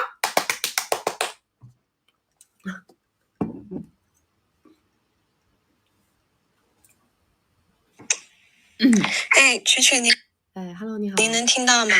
可以。您好，我一直很喜欢您，然后跟着您学到很多，所以今天能跟您连麦很激动。那我快速讲一下我的情况我的基本盘是这样的，就是首先我颜值大概7到8分，然后工作还可以，在超一线城市上海，然后现在年龄是24，准备马上去读 MBA， 然后家庭的话是普通的中产。男方的基本盘情况是他家有家族企业，可能有几个小目标这样，然后目前在自己家的控股的公司做高管，然后在工作上是很拼很上进，颜值大概6左右，年龄的话大概30。然后我们的情况是最开始在社交 APP 认识的，然后约会了大概1个多月。中间见了3、4次，然后因为我们就感觉跟他挺聊得来的，都很喜欢商业还有历史方面的东西，然后觉得很同频，然后就是后面他提出想在一块儿，然后我答应了，然后10点半之类的体验都很好，然后我们的情况的话就是线下见面的时候很开心，相处很好，但这个人一旦不见面，就感觉像放飞出去了，然后消息也回复不会很及时，就有时候1、2天没消息，然后要找他也基本是我在找他这样。然后我们现在可能在一块就算2个月吧，但他就是前1个月都在国外出差，然后有一次就问了他3、4次什么时候回来，但都是快了这样的回答，就是我其实什么时候回来这个我也能等，我只是想要一个答案，但感觉他就是很敷衍我。然后我有次又跟他说，我说我也能理解他工作忙，但是他这样做我的感受也很不好，然后我希望他能告诉我回来的时间。然后这么一问之后也没有消息，然后过1、2天我就比较生气，我就跟他发个问号，然后他就到晚上就可能有些情绪激动的就跟我说他最近就是经济环境也不好，然后背着几个亿的指标，说他要面临企业生死的这种问题，压力很大，他也不知道什么时候能弄完，然后觉得我不理解他，然后说也不喜欢我叫他宝宝，然后就后面我就懵了，我就说哎这怎么回事？然后后面我就跟他说，我说愿意跟我分享这些挺好的，因为他之前也不太会了解事情，他不跟我说我也没办法理解。然后我说就是不管怎样我就会在这里支持他什么的。然后后面就他也没回我，我也就4、5天没找他，我说那我就做自己的事情好了，他可能也不喜欢我逼我，就我也不知道该怎么不跟他压力或者跟他相处。然后后面的话就感觉4、5天之后可能自己的尿性又犯了，又想找他了，又找了他2次，跟第1次发了就也听曲之前说就是跟他发了一个比较好看的照片，然后也没回，第2次就发一些比较偏调情的东西，然后也没回，就现在可能我们将近10多天没说话，但也没提分手，就我有些不知道该怎么办。然后我对这段关系的诉求就是第一就想能够有自己自我认知的提升，然后助力我的成长。第二的话，希望能有一些物质或者资源的支持，但现在就是明显还没达到，然后就这样了，所以就想请教一下曲老师，就是现在这个关系还有必要继续吗？就是想继续的话，要怎么行动才能够改善，或者说能挽回这样？这男的就是把你当个 PY， 他压根就没把你当女朋友呀。你看你自己心里有没有数啊？说实话有没有数啊？是不是有点自己骗自己？就前面其实还是有一些感觉是这样，但感觉就是自己想要的没得到，所以就感觉在这机会成本太大了，然后就有点不想抽身。就自己骗自己嘛。这男的很明确嘛，对不对？他脸上写了3个字，你不配。他这还不明显吗？对不对？他心想我不就是玩一下吗？干嘛呢？还扒上了，这就是他的想法呀，这是他的意思啊。而且他现在应该还有着长期的对象。就是有长期稳定关系，我只是他的一个玩乐。对的，所以才这么快确定关系在一块儿。他为什么他会有长期稳定对象？我告诉你，因为他说了一句我也不喜欢你喊我宝宝。对，我就觉得这个跟什么是一个概念？我告诉你，这跟什么是一个概念？这个跟男的要碰女的，女的产生了生理的抵触，就是一个每天躺在一块的人，然后突然之间产生那种生理，哎，你别碰，是一个概念，懂吗？因为他是心里装着另一个人，他才会这么的厌恶这件事儿。他这句话的本质是因为他心里装着别人，他觉得你这么喊的，他觉得很恶心，这个是本质。好的，谢谢曲曲。那现在我就是感觉什么也没得到，然后又这样了，那我还有没有什么需要挽回的可能吗？还是就让他拜拜？结束啦，小姐啊，这都是你们要上的课呀，这都是你们要上的课。你跟这个男的认识多久在一块的？认识了1个多月。1个多月见过几次面呢？1个多月见了3、4次。3、4次是吧？就是吃饭。对，吃饭喝酒，然后他也见过我朋友，就是对，基本上是这样。那1个多月的时候是天天联系？那个月差不多，但他中间也有忙的时候，就是可能基本上1周的联系5天这样吧，这个频率。怎么说呢？反正我就告诉你们啊，看到精英男的时候呢，不要把预期搞高了。看到精英男就是无限的降低预期，无限降低预期。如果这个男的看得顺眼，你觉得跟他发生了什么，你也不亏，你就可以往前一步走。如果这个男的你觉得长得不咋地，方方面面那个有点油腻，这个那个的，走都不要往前一步走，直接就下一个，都不要抱有那种不切实际的幻想，除非他拿大额的经济付出。好的。因为我其实刚开始愿意见他发生那个关系，确实我当时有这样的诉求才见，然后那样，但我就是后面才发现他原来是这样的，所以才想要可能有更多的成长，或者说一些资源支持。预期错误了嘛？你也是抱着一个我可以跟你玩，但是玩完了以后呢，又想跟对方长期绑定，这也是10个女的9个犯的病啊。好的，就是咱们一开始就还是要预期到位，是吧？玩就一直玩到底，就不要任何幻想。对的。好的。那如果他之后再找我的话，他还会再找我吗？如果再找我，需要怎么处理会好一些？我觉得没必要搭理，其实他很明确，他很清晰，他很清晰，他很明确。除非你是真的觉得我跟他那个啥一下，我觉得挺开心。但是其实我也不太建议，因为他隔很长时间来跟你那个啥一下的时候，他的服务意识也会慢慢没有掉。这个是最烦人、最恶心的部分。最恶心的一趴其实在那儿，知道吧？好的。因为我当时社交软件跟他认识，然后他刚开始在一块还玩那个软件，我跟他抱怨之后他就没玩了，然后但还是现在这个情况，就这也不会影响整个大局。玩软件，因为软件上的都不是他的女朋友啊，他有女朋友又不在软件上看见他。明白吗？明白。好嘞，好，谢谢曲曲。那我暂时没有什么问题了，谢谢。哎呦，精英男都是这样的，出来玩软件认识精英男，我跟你们讲，那一个月认识1个月不能解决任何问题，知道吗？你必须要充分让这个人看到你的光芒，你的价值，你的圈子有多牛掰。你不要把那些什么你平常买菜的朋友叫着一块儿，毫无意义。我告诉你们，精英男非常现实的，极度现实，知道吗？绝大部分我告诉你们，绝大部分你们在软件上面看到的精英男，70%到80%，他们基本上都是有那种从学生时期就开始谈恋爱的那种女朋友的，只是可能还没结婚而已。我是不是跟他讲过了的？高富帅超级富二代、高富帅，他们只有2类。第一类，上学的时候就情定终身了，懂吗？上学的时候就跟学校里的跟他差不多的门当户对的这种女孩子情定终身了，这是第一类。超级二代和高富帅这第一类。第二类，大于30岁还没有结婚的单身精英男，他们都是乱玩那一派的。找女人第一要素，首先接受她多偶，知道吧？无论你是个什么样的女的，首先接受她多，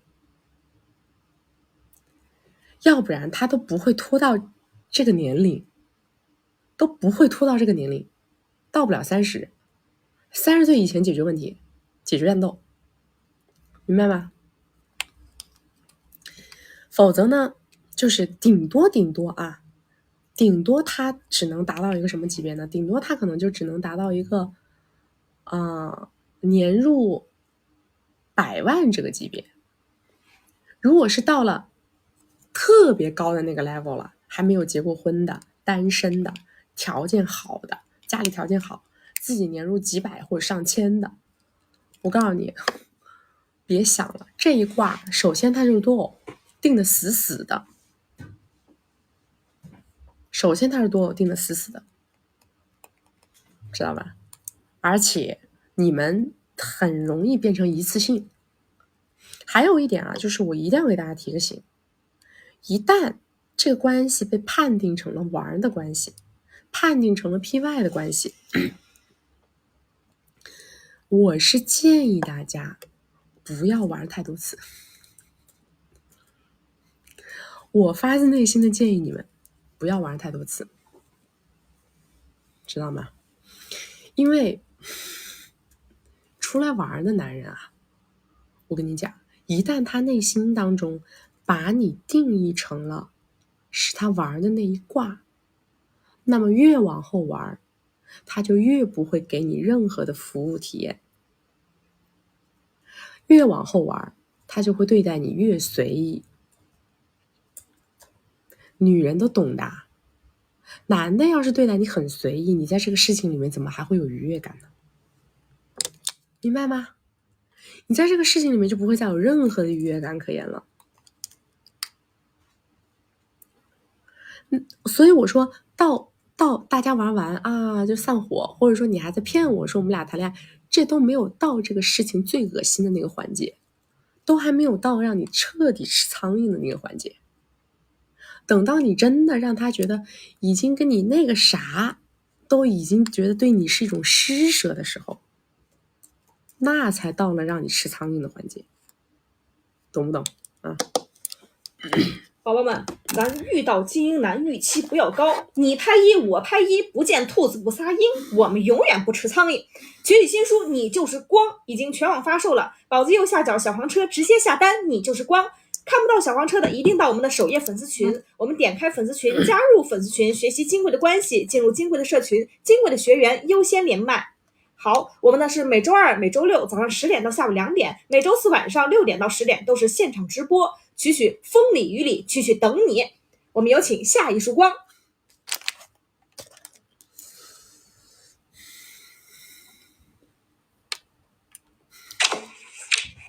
Hello， 你好。是我吗？队长你好。那我按照我的稿子念了。好，你说。你好，曲曲。首先，我代表女性同胞感谢，因为你的存在，让我们得到学习、成长还有提升。未来的时间呢，我们陪着你一起更加壮大我们的新时代女性队伍，帮助你一起完成更大的使命。然后接下来的时间，我介绍一下我的基本情况，可能需要5分钟，然后我语速快一点。我是30岁，163、96斤，生活里是属于那种气质高冷御姐那一波，但是女孩子面前就比较大大咧咧，男人面前有时候有那种女人味小女人，然后有时候也比较可爱，反正跟第一印象有一点反差，但是也有泼辣的时候，脾气分人分情况。然后下面呢，说一下我的男嘉宾。我有3个问题，第一个是跟相处5年的1号男嘉宾的去留问题，第二个是想让曲曲给看一下2号男嘉宾的人性底色，以及以后是否能达成我的诉求，还有如何相处。然后第3个是我的事业问题。那个1号男嘉宾呢，他是皇帝男，丑过快乐症，一粉一蓝，大我7岁，然后在一起5年，付出200到300之间。在一起之前呢，我是舞蹈老师，然后他是传媒公司的一个娱乐公司的一个老板，那会儿他发展比较好，然后不想让我有自己的事业，后面我也就没有再工作了。然后最后无聊的时候我就去直播了，认识了男2，这个一会儿再说。然后男1呢，他是情绪管理能力比较差，大男子主义，脾气暴躁，刚开始吵架会摔东西走极端，但是后面改善了很多。但是我们俩在一起5年的时间，还是没有让我跟他安心的退为成，就是很简单的问题，就比如说吵架的时候他会小事化大呀，然后一直都没有很好的解决，就是这个我比较苦恼。但是有一点他挺好，他从来不让我担心米的事儿，就是但是如果说让我跟他退为成的话，我会很累，就是像那种老妈子的感觉，因为他不太会照顾人嘛，他就说反正有保姆。然后我跟他在一起的时候就是那种小娇妻的感觉，但是后面公司发展不好之前我们闹过一次分手，然后发展不好之后又闹过一次，然后现在我已经回到我自己的城市了，差不多回来半年的样子。然后他现在的发展情况也不像之前那么好，我也不确定他以后会怎么样。然后我现在毕竟也到年龄了，我想就是走路，所以说想让去看一下我跟他这个怎么处理。你多大？然后第2个男嘉宾，我30。你30，这男的一年年收入多少啊？他应该就是按照之前那个情况的话，应该是在100到200之间吧。他多大他大我7岁。他100到200之间。对。你原来自己工作的时候年收入多少呢？我自己工作的时候，就是没认识他之前，我没做主播，做舞蹈老师，可能也赚不了多少钱吧，可能1年也就20。你现在呢？我现在因为我的直播的这个工作，就有的时候会断断续续的，然后可能现在1个月2、3个吧，这个样子。你跟这个男1号现在还在一起吗？现在我们就是在联系，但是就是没有在一起住，就是我们现在2个城市。这个男的他跟他的前妻，他是怎么给费用呢？前妻小孩都是怎么给费用？他1个月可能给1到2个吧。我感觉他之前跟我在一起的那段时间，那5年，他的年收应该是在100到200，但是我知道确切的可能最少得有100。好，你再说男2吧。男2呢，他是一个大佬，然后我们直播的时候认识的，我不确定他是伯乐还是皇帝男，大我11岁，然后我们10点半很和谐，这是就是之后的事儿。我们的就是认识的一个背景就是认识8个月左右，他刷了差不多50多，然后后面因为疫情不能见面，他就没再刷了。然后后时候陆陆续续7、8个月我们一直在联系，然后最后的时候因为中间的时候我们吵过架，然后删过，然后后面他又单独找了我，也就是说我们认识大概2年的时间，但是在一起也就半年。就是每个月的时候他会过来找我1个礼拜，然后要么跟他兄弟，要么跟他自己，然后就是这半年的时间付出大概有30多，就是有买礼物的呀，或者说是干嘛，就是中间的时候因为我们在一起的时候他说想给我资金让我创业，差不多给我20，然后后面在我找地方的时候他说大环境不好，让我等一等到明年。当时因为这个事儿我一直跑，所以我后面就闹情绪了，然后我就让他先给我还了剩余的车贷7个，然后后面买礼物就买了10几个，但是生活费他给的就是现米给的很少，1个月可能也就2个。就是然后这次后面他们在一起的时候，跟兄弟们过来的时候，有的时候吃饭是我结账，然后有的时候1万多呀，就是1个礼拜的时候，有的时候1万多，有的时候几千，到我手上没剩多少。后面这次的时候他回去我就跟他提了涨生活费的事儿，但是他没有接我这个茬，然后顺着别的话题聊了。我只知道他比较讨厌那些比如说 YC 啊，或者说嘟脸的那些就是捞女的那种感觉，我不知道他是不是有嗅到这种味道，还是因为他收入有限，然后这是Hello 是其中一个东西，然后 Hello 我听到了。他也比较喜欢就是我听不到了。Hello 我这边显示喂，你说喂，你说那个然后后面就是我不知道情绪这个东西对男人来说都比较理解还是怎么回事，反正我不太理解。然后后面的时候因为我跟前面在一起的时候我存了20个，然后就是前一阵我想还房贷，他之前因为给我还过车贷嘛，然后说房贷的事以后慢慢还，他说现在大环境不好，身上的现米很重要，后面我们就商量还了一半，但是最后我偷偷就是把那20个全还了。然后之前的时候，上次的时候他过来说是给了我20，想让我换车，因为当时我想还房贷，我就没有接这个茬。然后就是这20个还的时候，我跟他说的是，我说是我父母给我的生日礼物的钱。然后之前他想来我这个房子，我就说我跟父母一起住，1人1套，我说不太方便。他就一直以为我这车房都是我的父母给我买的，因为他一直都在留意一些时政新圈的一些东西，然后也在看我们这边的房价，就是之前跟我说我们这边公寓现在好便宜25，然后现在房价比较低，跟他兄弟在一块的时候说是等出底了想在这边置办几套房产，然后上次的时候问我说我是想要别墅还是什么，我说我想要大平层。然后就是我想让曲看一下他不接茬的这个原因，然后另外一个就是他的人性底色，以及后面就是创业啊房车的这个东西有没有落地的可能，或者说是以后怎么相处能够更达成这样的诉求。然后还有一个就是如果说他以后要来我这个房子的话，我可以跟他说，我说我父母旁边那个房子卖掉了吗？然后就是这样说的话有没有一种可信。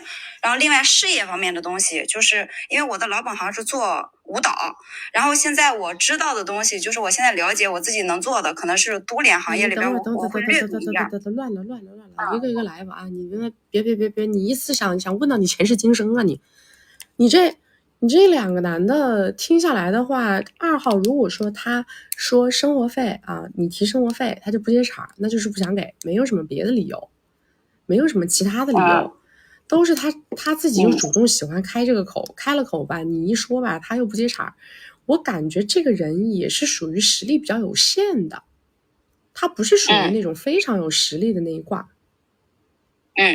然后你要是跟他有什么诉求的话，我觉得后面你说什么房子这个那个的，你就慢慢提吧。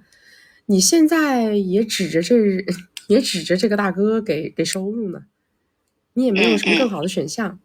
然后我觉得你跟这个男1号其实是可以考虑结婚的呀，因为你都30了，你30了，你没有搞到什么手艺，你现在的年收入，你直播的年收入也不高，你原来当老师你年收入也不高。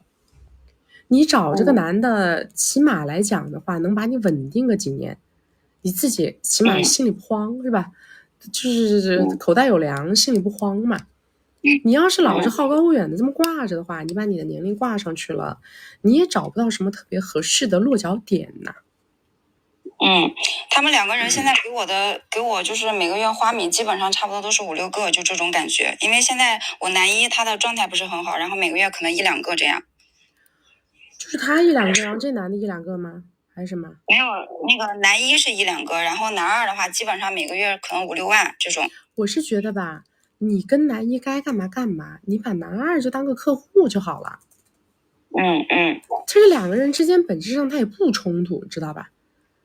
你就跟男1在一起，然后你该播，该维护大哥维护大哥，然后你跟男1嘛，该示弱示弱，该哄哄，该嘴甜嘴甜，反正你不高兴这直播我也得干，我干着直播我回头再哄你，然后你可以哄着跟男1结婚，跟男2嘛当个客户就完事儿了。那男2你觉得他的人性底色是属于那种皇帝还是伯乐？就是后面那种房车创业，你觉得有落地的可能吗？或者说很困难吗？反正他只要在花，你就让他先花着，你管他，你随便哪个口子你就随便哪个口子开，看他从哪个口子下就完了。管他是个什么这底色那底色的，他现在还能为你付出，你就接着呗。他现在每天就是男2看我看得很严，时间线卡得很紧，就这种。然后他给我的感觉是想跟我长期绑定那种，就情绪价值给他很满。比如说现在冬天啦，小到那种地毯呀、热水袋叫我起床这种事一直都会就这样。那我跟你讲啊，你把他当个客户维护着，你不要管他是怎么带节奏的。我觉得你还是要考虑考虑你自己的年龄跟你的技能缺失的问题。懂了。然后下面我说一下我的你没有时间了啊，我们时间到了。我就跟你说你还准备问出前世今生啊，还拜拜。好呀。还这个哪个这个，他恨不得。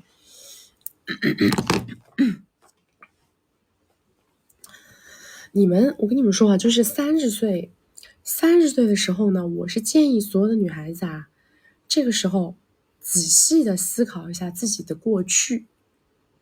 30岁的时候，你们仔细的想一想，你们过去有没有在什么点位上面拿到过大结果？你评估自己的野心的时候，同时要评估自己的能力，知道吗？因为如果你光有野心没有能力，那样的话你过了这个年龄阶段，你再往后走就会走得非常的辛苦，非常的累。我是作为娘家人在跟你们讲这个话，因为很多人他会不切实际的跟你说，哎，我们为什么非要结婚呢？我们还不是可以自己来怎么？但问题是你在过去的人生当中没有拿结果呀。你在过去的人生当中没有拿结果，你现在30岁你还不往一头冲啊？你一定要往一头冲，知道吧？现在这个男的愿意跟你结婚吧，你就先把婚结了，对不对？你起码来讲的话，有一个稳定的一个饭碗放在这里，对吧？你过个几年，你起码把自己技能再提升，你再来看后面有没有什么发挥的空间。你现在把这个年龄一错过，人家这个现在愿意跟你结婚的男的，再过个2、3年还愿意跟你结不？它不是一个事儿了吗？到时候你能保证你的收入一定能提高到多少吗？也不一定啊。所以说你一定要往一头走，懂不懂？一定要往一头走，要不你在这个点位上婚恋上给我拿结果，要不然你要能做事业，你彻底给我放弃什么婚不婚恋的七的八的鬼的，彻底放弃。也别在这个点上去想了。但是前提是一定要是你过去在这个上面本来拿过结果，懂吗？你在做事业的时候，你多多少少拿到过一些阶段性的结果，不要空想，总觉得自己哎呀怀才不遇啊！我说了的那个怀才不遇到了40岁，那属于没才，那不属于怀才不遇啊。好的，宝宝们，我们左上角头像点开到我们曲奇宝粉丝群，加入粉丝群学习金贵的关系，金贵的学员优先连麦审核。曲曲的首部新书《你就是光》已经全网发售了，宝子们右下角小黄车直接下单，你就是光。看不到小黄车的一定到我们的首页粉丝群，在曲曲这里没有4季，只有2季，你看就是旺季，你划走就是淡季。我们有请曲曲的下一束光闪亮登场。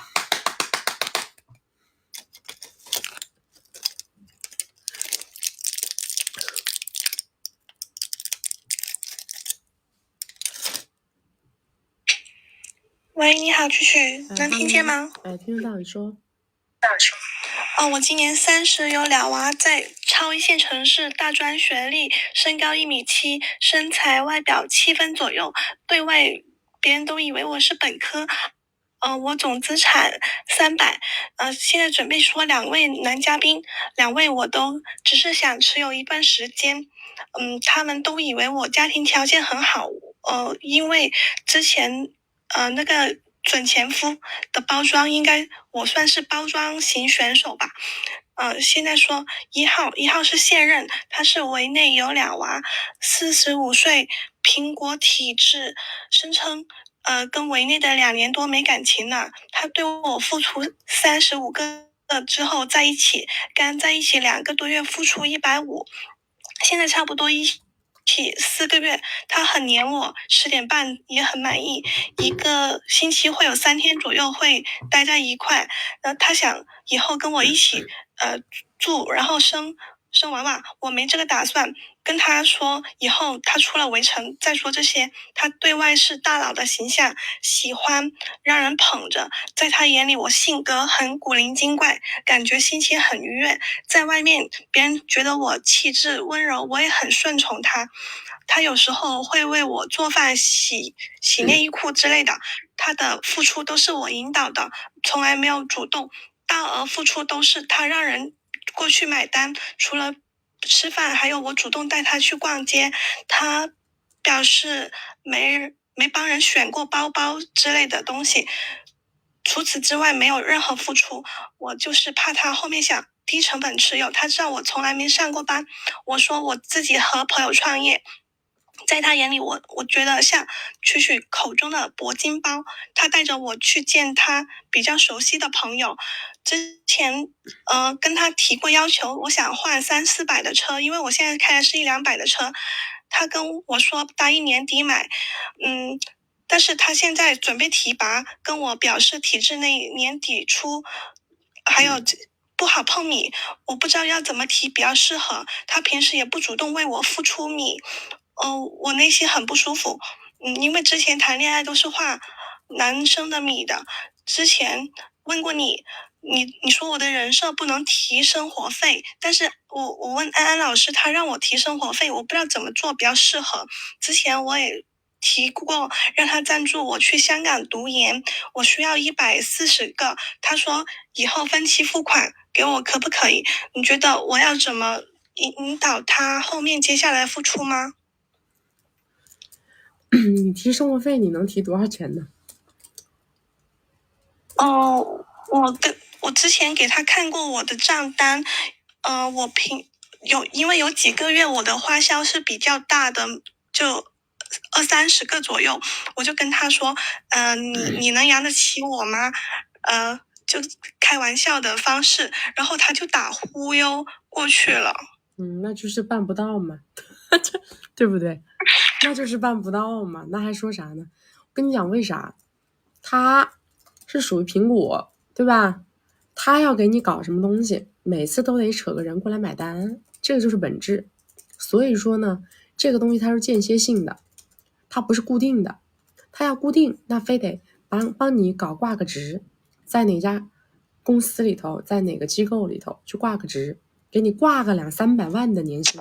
可事实是有什么样的几个企业能跟你挂200-300万的年薪呢？挂不了。所以说你这个事儿，你要想走生活费这个口子，从他口袋里往外出是不太现实的。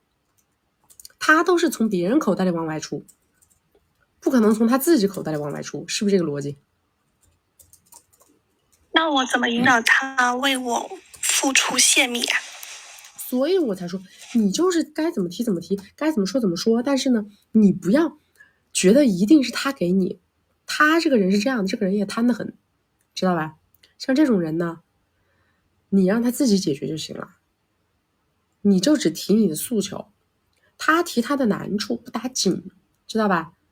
你到了过年干嘛？你就说，哎呀，这车怎么这不好用了，那不好了，你说了要给我换的，怎么样，反正你就会用你那套，撒娇就完事儿。他自己心里有这个事儿，他要是方便办，他也就给你办了。我看那个车，还没下来，我就跟他提了一个50W 左右的包，他说，想办法在1月前给我达成。对，这个可能他达成的比较快，因为你一下子要干个300-400的，像他们这的话，你这给你干这一票，人家可能就得进去了。你这，人家这个是吧？说个不好听的，人家又不是自己的钱。那你觉得那个车的可能性还有吗？或者我能从其他口子让他付米吗？我跟你讲是金额的问题，你的金额都要拆分成几十的，他可能就能做得到。但是你这搞这么几百的很难。你要知道这个米它这个流程是怎么出来的，他要给别人那么大的一个项目，帮了那么大的一个忙，然后人家欠他这么大的一个人情，或者说人家要给他这么大的一个费用，这个米是不是才出得来呀？别人能不能平白无故的跟他送啊？那我就是不能跟他提生活费，对吧？不是不能提，是你提了这个东西，他操作起来很困难。我没有指定要多少金额这样子呢。那你要多少金额？你总得有个金额吧？那他问你的时候，你说20-30，你要是个5万10万的，可能他能办得到。因为他知道，我前任，平时都会给我起码转个10万8万的，我不知道他会不会有这么一个概念。5万10万的他可能做得到。我说了嘛，流程就是可能把你挂在别人单位，然后让别人给你发工资，就是这么个流程。所以平时我只能通过买东西的口。对呀，读书啊都可以，只是说金额上可能每一次要拆分几十的，他办起来会比较容易，他也能办。你看他跟你给时间，说1月份之前能搞，就是他心里会有数，懂吗？比如说谁啊，想求他办个什么事儿，他心里就记着这个事儿，完了以后别人再来找他，他就顺道让别人把你这个事儿办了，懂吗？他们是这样的呀，他都要碰，他要碰。那个我要等年后提吗？你啥时候都可以提，但是他内心当中他要想这个事儿怎么规划出来。那不是你什么时候想要，别人就什么时候给，听懂了吗？好，那我再说2号男嘉宾，他是前任官2代，比我小2岁，虽然分了，但是还在拉扯中。他们这1号跟2号都知道对方背景是谁，就2个都看不上对方那种。因为我之前跟他在一起的时候，跟男一聊天被他发现过，他经常情绪不稳定，占有欲强，我一出门就控制我的行踪，最后因为对我动手了，所以我就跟他分手了。后面跟1号在一起了，他不知道我跟他在一起了，一直想挽回我，跟我走进围城，然后我开200的口，他说他现在能给50让我回来，但是我觉得他是秃羊，没什么现金流，以前都是他给我生活费，很主动的付出，就一起2年多，差不多付出了200左右。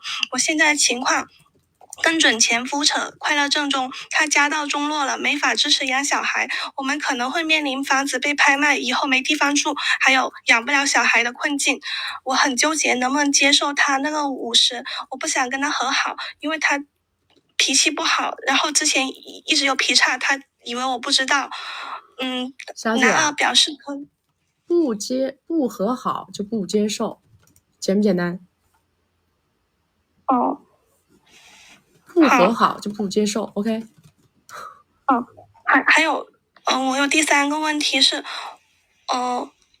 我规划了一下我手头上现有的米，大概在超一线城市，就2个小孩，最多能维持生活5年。我要不要把孩子送到2线城市，就是父母那里抚养，还是怎么样？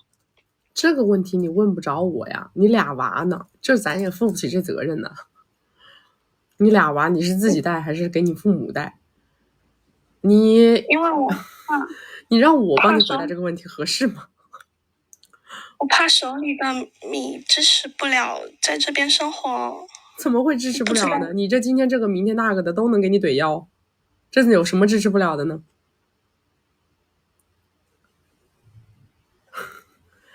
你也不像这种支持不了的人，那你这1、2、3、4的没有很多社交，其实就所以会比较焦虑。你这都哪认识的呢？这大哥朋友之间认识的。对呀，你有这个命吗？那你慌啥？我觉得这样没必要啊！你可以再坚持坚持，好吧？我支持你再坚持坚持啊！坚持在超一线城市生活吗？小孩？对的。那刚刚我说车跟礼物的那些，只能以这种方式开口，就不能要生活费了，对吧？你回头再去把我们这段重听一遍啊！妈呀，我每天跟你们对话，我真的快累死！为什么呀？啊？到底是为什么呀？我真的，你们搞我心态是不是啊？是不是搞我心态啊？为什么我每次说了都跟没说一样？我们到底10分钟，我们到底在交流什么？我们是说了个空气吗？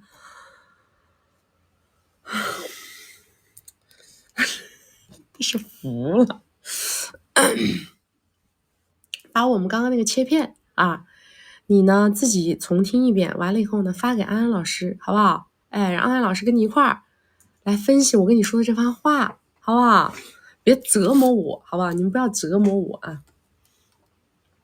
哎呀，我就说现在这些苹果呀，像这号人物啊，都得进去，真的，像这号那都是得进去的。这号好猖狂嘞，还这么猖狂，还猖狂的很呢。这号像现在这个环境之下还可以如此之猖狂的，也不多见。说实话也不多见呢，不好讲。我跟你讲，我刚刚跟你们讲那个流程，你们能听明白吗？就是找这种苹果，他跟你付出是个什么概念啊？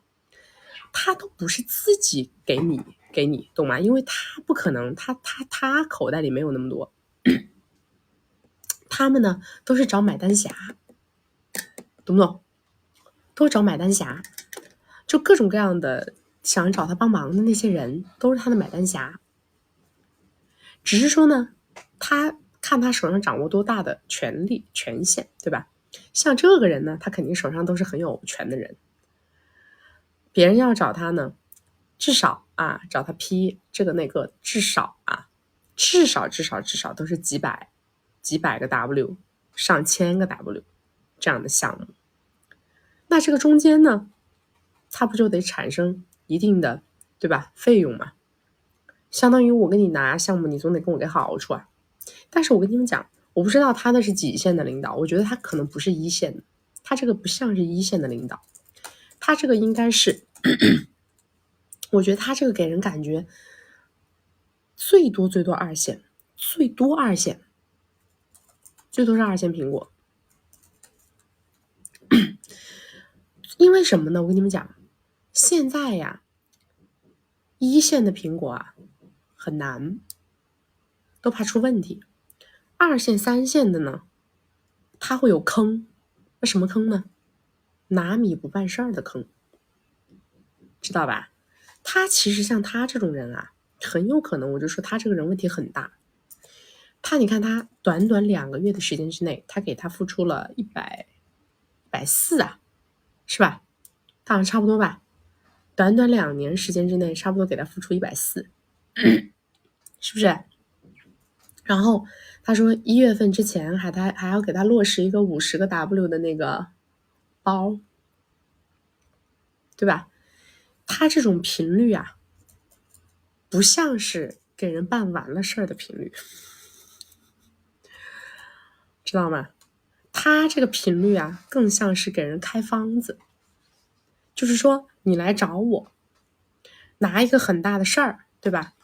我呢也许有这个权利，但是呢我不一定会给你，我还要考虑考虑，我还要琢磨琢磨。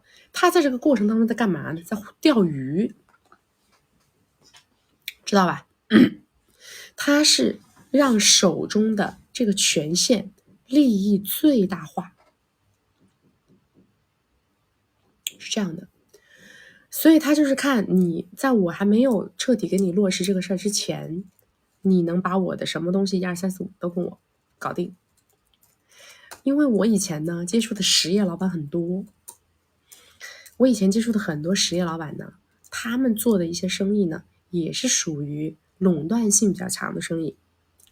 他做这种垄断性比较强的生意呢，他们不就是得去找一些苹果嘛？但是呢，苹果它是这样子的，它不是说，哎，你跟我1、2、3、4、5，我就跟你1、2、3、4、5。很多苹果不是这样的，很多时候是你不知道它这个金额到底在哪儿，才能把这个事儿给落实。很多时候它是这样的，就是他今天给你吃着饭是吧？哎，突然说起来，比如说，哎，我女朋友啊，我跟你讲这个方子是怎么开的啊？这个方子是这样开的。他可能也不是自己说，比如说，这个苹果身边是不是得有一帮亲戚啊，办事儿的呀？啊，今天这个小舅子是吧？明天这个什么，哎，堂哥，后天那个表弟，对不对？领导身边是不是有一帮这些人？那么很多想要做事的人呢，他是通过什么渠道找到这儿来的？是不是得通过他这些1、2、3、4、5点兵点将，对吧？他要通过这些1、2、3、4、5点兵点将的，哎，然后来找到他。但是他作为最后这条线，他肯定不能谁都随便见的，或者说他手上的权力就这么多，对吧？或者说这个盘子这个蛋糕就这么大，他也不可能说给你们一个人切一点，是不是？所以呢，这些人他就在中间传话嘛。这些人在中间传话的时候呢，你是个老板，你过来办事儿，对不对？你说我想找那个谁谁谁办个什么什么事儿，你帮我引荐一下。可能你也就哪天就一起喝了个茶，可能就跟我啊，可能我是最后的大 boss， 可能这个他跟我喝了个茶，但他跟我喝个茶可能短短的，比如说15分钟、20分钟、半个小时之内我就走了，懂不懂？接下来派个人跟你联系，对不对？哎，这我小舅子，我谁谁谁，我谁谁谁，派个谁跟你联系？那么你是不是就认这个人了？你是不是就认这个中间人了？你认这个中间人，你没有办法，你不可能直接找我呀，对吧？你处呀，你犯怵呀，你瘆得慌啊。你找这个中间人的时候呢，你是不是得天天请这个中间人吃饭，天天给这个中间人送烟、送酒、送茶，对吧？好，你想见领导，怎么见？那这个中间人他就会跟你说，我跟你说，哎呀，我最近啊，听那个我大哥的女朋友说啊，最近是不是有一个新出的一个什么牌子啊，叫个什么？哎呀，叫个什么？反正那个花是个什么什么样的？哎呀，我也说不出来。是这样的，懂吗？4个叶子的那个花啊，是吧？有个牌子，我看它上是不是4个叶子的一个花？哎呀，我们也不认识。哎呀，我那天就听到他女朋友说他喜欢那个，好，我就打刚刚他连的这个麦啊，那个人他就会怎么传达呢？他就会说，哎，他说他那个包要50个 W 是吧？他那个50个 W，他可能就说，哎，你知道有个我那天听我那天听我大哥的女朋友说啊，有个包好贵啊，什么包啊？要50个 W 啊？哎，那什么包要50个 W 啊？懂我意思吗？他是这样说话的啊，然后呢，他说：“哎呀，过2天啊，那个领导，过2天我大哥女朋友过生日。”大哥还在说他女朋友说什么那个包要50个 W， 怎么还这么贵的包啊？哎呀，我们都吓死，我们这辈子没见过这么贵的包，懂吧？是这样的。然后呢，这个时候，哎，那在接话了，是不是？什么包？哦，是不是那个爱马仕的？鳄鱼皮的吧？懂吗？这个做生意的你不是得接话吗？是不是那个爱马仕的？你说的是鳄鱼皮的吧？哎，我老婆也买，我知道，那我熟啊，懂了没有？她喜欢什么颜色的啊？什么颜色？那不知道吧？一般都喜欢什么颜色的？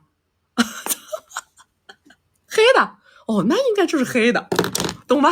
这个天他是这么聊的，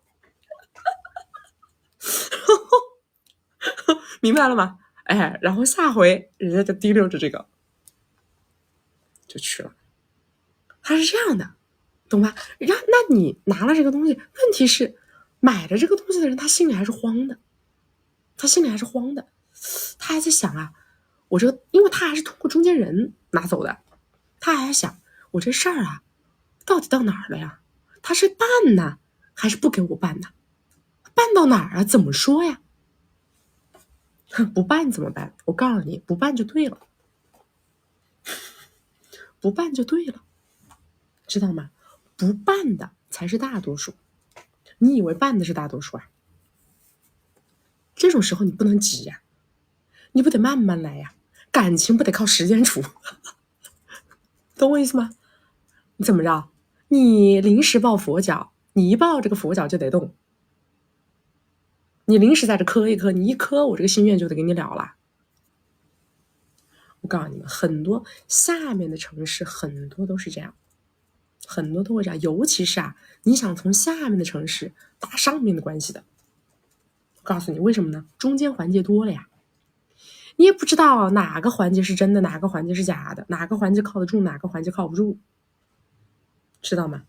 所以啊，做生意难呐，我跟你们讲，真的做生意难啊！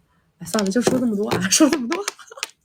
好的，宝宝们，大千世界经不住我们万本案例库，春风不度玉门关，曲曲渡不了铁憨憨。憨憨宝宝们悟性缺席，咱欢迎1v1。宝宝们，左上角头像点开到我们的曲奇宝粉丝群，加入粉丝群，学习金贵的学员优先连麦。曲曲的首部新书《你就是光》已经全网发售了。宝子们右下角小黄车直接下单，你就是光。看不到小黄车的宝子们一定到我们的首页粉丝群，加入粉丝群，向许求学，取光之精。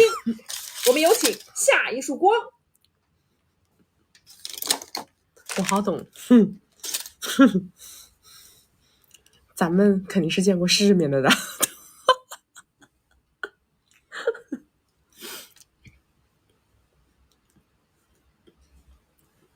下一个是哪一个？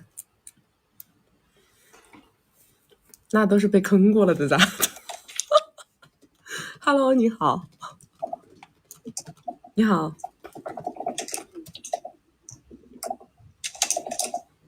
哎，断了。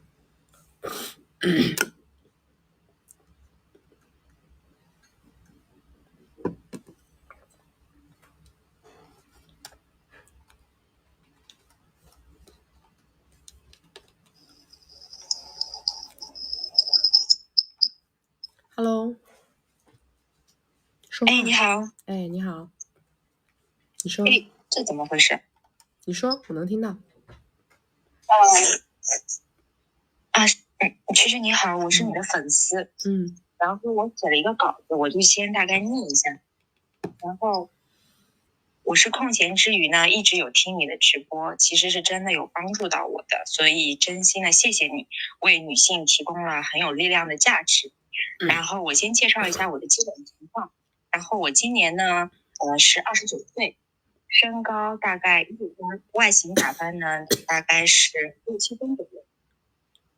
目前呢在超一线城市是有房有车有实体，然后大概呢有几百万的存款。那以上这些呢都是我的1号男嘉宾给我的。我的1号男嘉宾呢是我就是原来公司的老板，我从其实20岁大学毕业。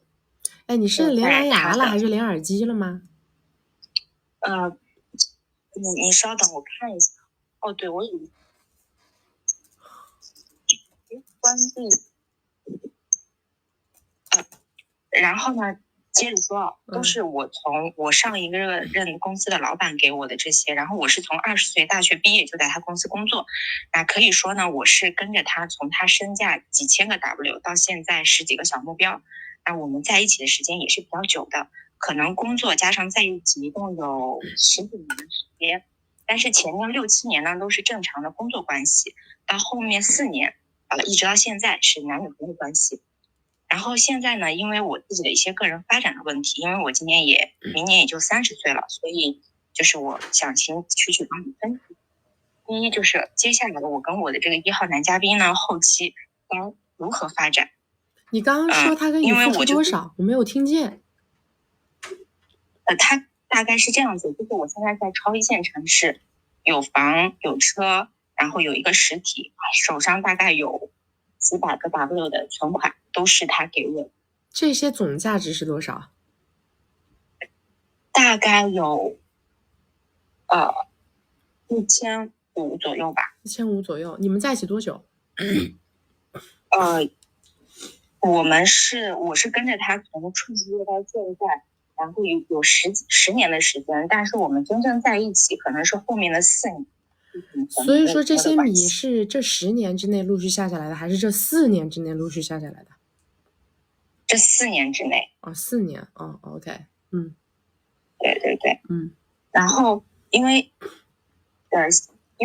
原来的时候呢，他后面可能就是最近1年是不太愿意再给我身上花钱了，因为他觉得我所有的东西他都帮我安排好了，就不需要再付费给我了，觉得我现在已经可以自食其力了。但是我就听了你的很多切片，我觉得不行，我说那是不是他问？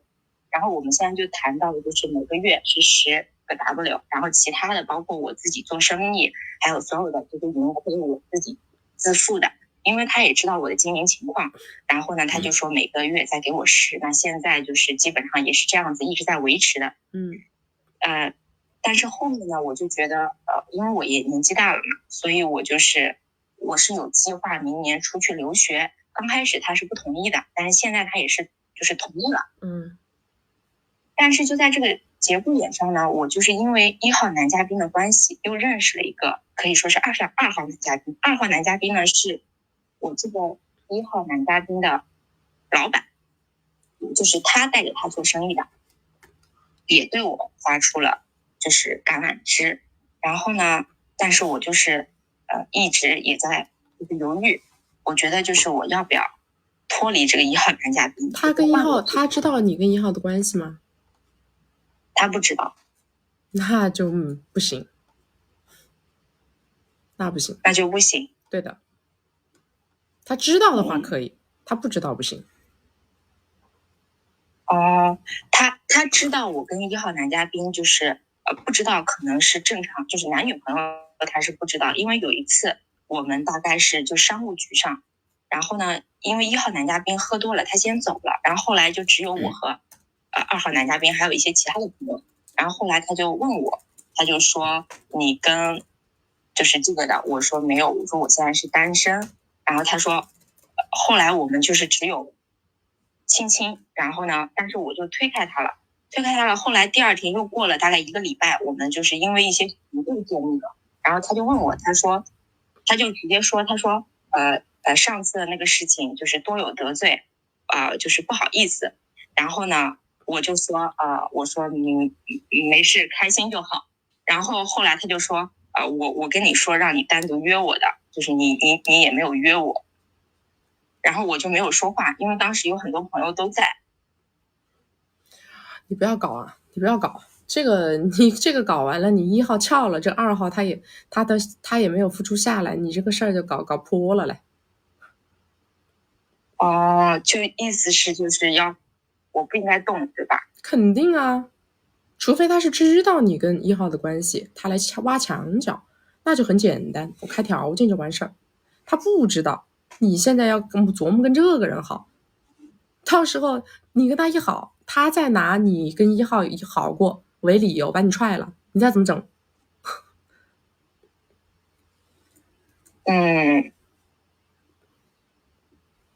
是，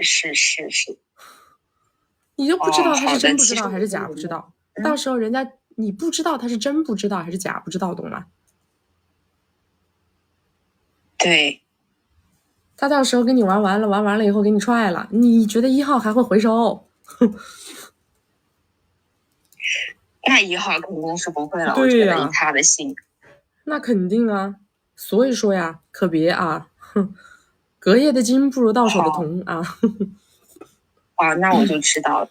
但是那你说我跟1号就是这样子的关系，就是长期下去他也不会给我就是家庭，然后我们俩只能这样子。但是呢，我觉得后面就是因为我觉得1号就是也算是个伯乐男，只要是我做生意上面我遇到了什么问题，他都是愿意支持我的。但是其他的就是他一直让我保持的就是虽然有钱，但是让我不要乱花，就不要露富。你会考虑带球吗？跟他？我之前是有考虑过的，但是他不要，他不同意是吧？对的。出国留学，好好的为自己挣前程吧。不能带球的这种关系，他到最后就会有一个临界点。那你跟他最后结束了，再去跟那个什么2号聊，我觉得也可以。好吧，因为2号男嘉宾是属于刚刚前面你说的，就是那个田朴珺跟他们就是王他们一个公司的，可能他是属于他们下面的一些职业经理人，就类似于这种关系。可能他就是手上的权力比较大。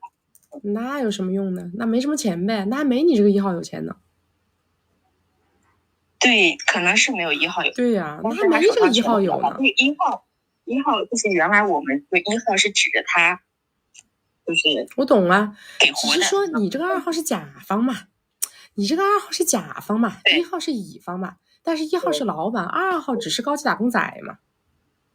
你这2号没有1号有钱，那除非你也去当乙方，你也去拿他们公司的项目，那人家凭什么给你干？那如果我明年，因为原来的时候就是我先要出去，那刚开始他是不同意的，现在他也同意了，但是我跟他说，我说我出去是学习了，我不是为了去找其他人的。他的意思是让我回来了之后，他说你回来了之后也不要干其他的，还是我继续养你。我跟你说啊，你别听他的，嘴巴上答应就行了。你该出去怎么去精进怎么去精进。如果在国外能有更好的发展，就在国外发展。如果说你在国外到时候读完了发现也没有什么更好的选择，你再回来的时候呢，我觉得你可以跟他直接谈，就说比如说你不让我带球，那你给我1000或者2000，这样可以这么聊，因为你的年龄卡在这个地方嘛，可以去聊这个事儿。如果他不同意，你说那我们就分开算了嘛。你跟他分开，你再去搞别的，我觉得合适一点。如果你还指着他跟你给这个费用，那你就搞不了别的。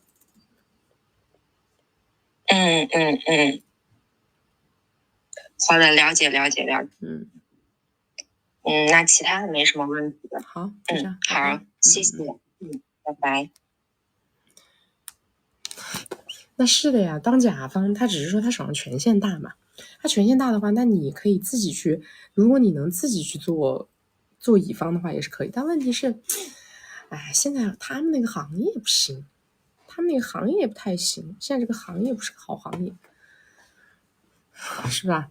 我觉得吧，还是自己想一想后面的出路吧。万一你在国外，对不对？遇到一个，因为这个男的他也不是那种手特别大的人，他也不是那种给特别多的。万一你在国外找到一个，对吧？可以年入200-300、300-500的，人家愿意结婚呢，或者找到一个2代愿意结婚呢，那就结呗，那不也挺好吗？又可以去成全你自己做事业的理想。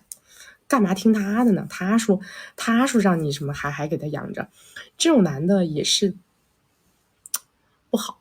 他天天他都跟你耗10年了，这再快也耗4年了，4年了也不想着再往前一步走，还在想着什么把你养着，他能把你养到几岁啊？养不到几岁的呀，也不帮你想想退路，不帮你想想后路，这样不行。我跟你们讲，这种关系啊，如果不能带球啊，到最后就是个死。真的，这种关系带球是唯一的出路。这种关系不带球，我们见到的到极致的，也就是到40岁，到极致的，也就到40岁了。但是我知道的是有那种一直说不带球，然后跟了10几年，大概跟到32、33左右，然后女生硬带，最后呢，那男的也于心不忍，然后就还是把球留下来了。但是这种的话，也是那男的前面也花了小几千个 W，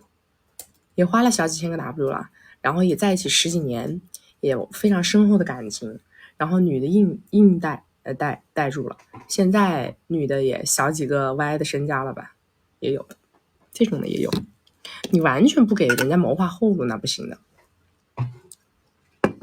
来，塔切世界无奇不有，曲大女人案例库应有尽有。直播间的宝子们，2023年11月21日最后1分钟，我们马上下播了。爱情经不起等待，关注曲就是现在，咱们抓紧左上角小黄车，左上角头像点开到我们首页粉丝群，加入粉丝群会收到我们的直播提醒，小助理会给你一个曲奇宝圈圈的入口。想学习金贵的关系，加入金贵的社群，或者找我们导师1v1，想进阶陪跑长本事的宝宝，还有进阶修炼10点半等等提升技能的宝宝，一定要加入我们的圈圈。我们每周2、周6早上10点到下午2点，每周4晚上6点到晚上10点。地球不爆炸，我们不放假；宇宙不重启，我们不休息。期待下次遇见你。下播后曲新书《你就是光》继续售卖中。拜拜，首页粉丝群见啊！首页粉丝群，大家所有的问题去首页粉丝群解答啊！拜拜，拜拜，拜拜。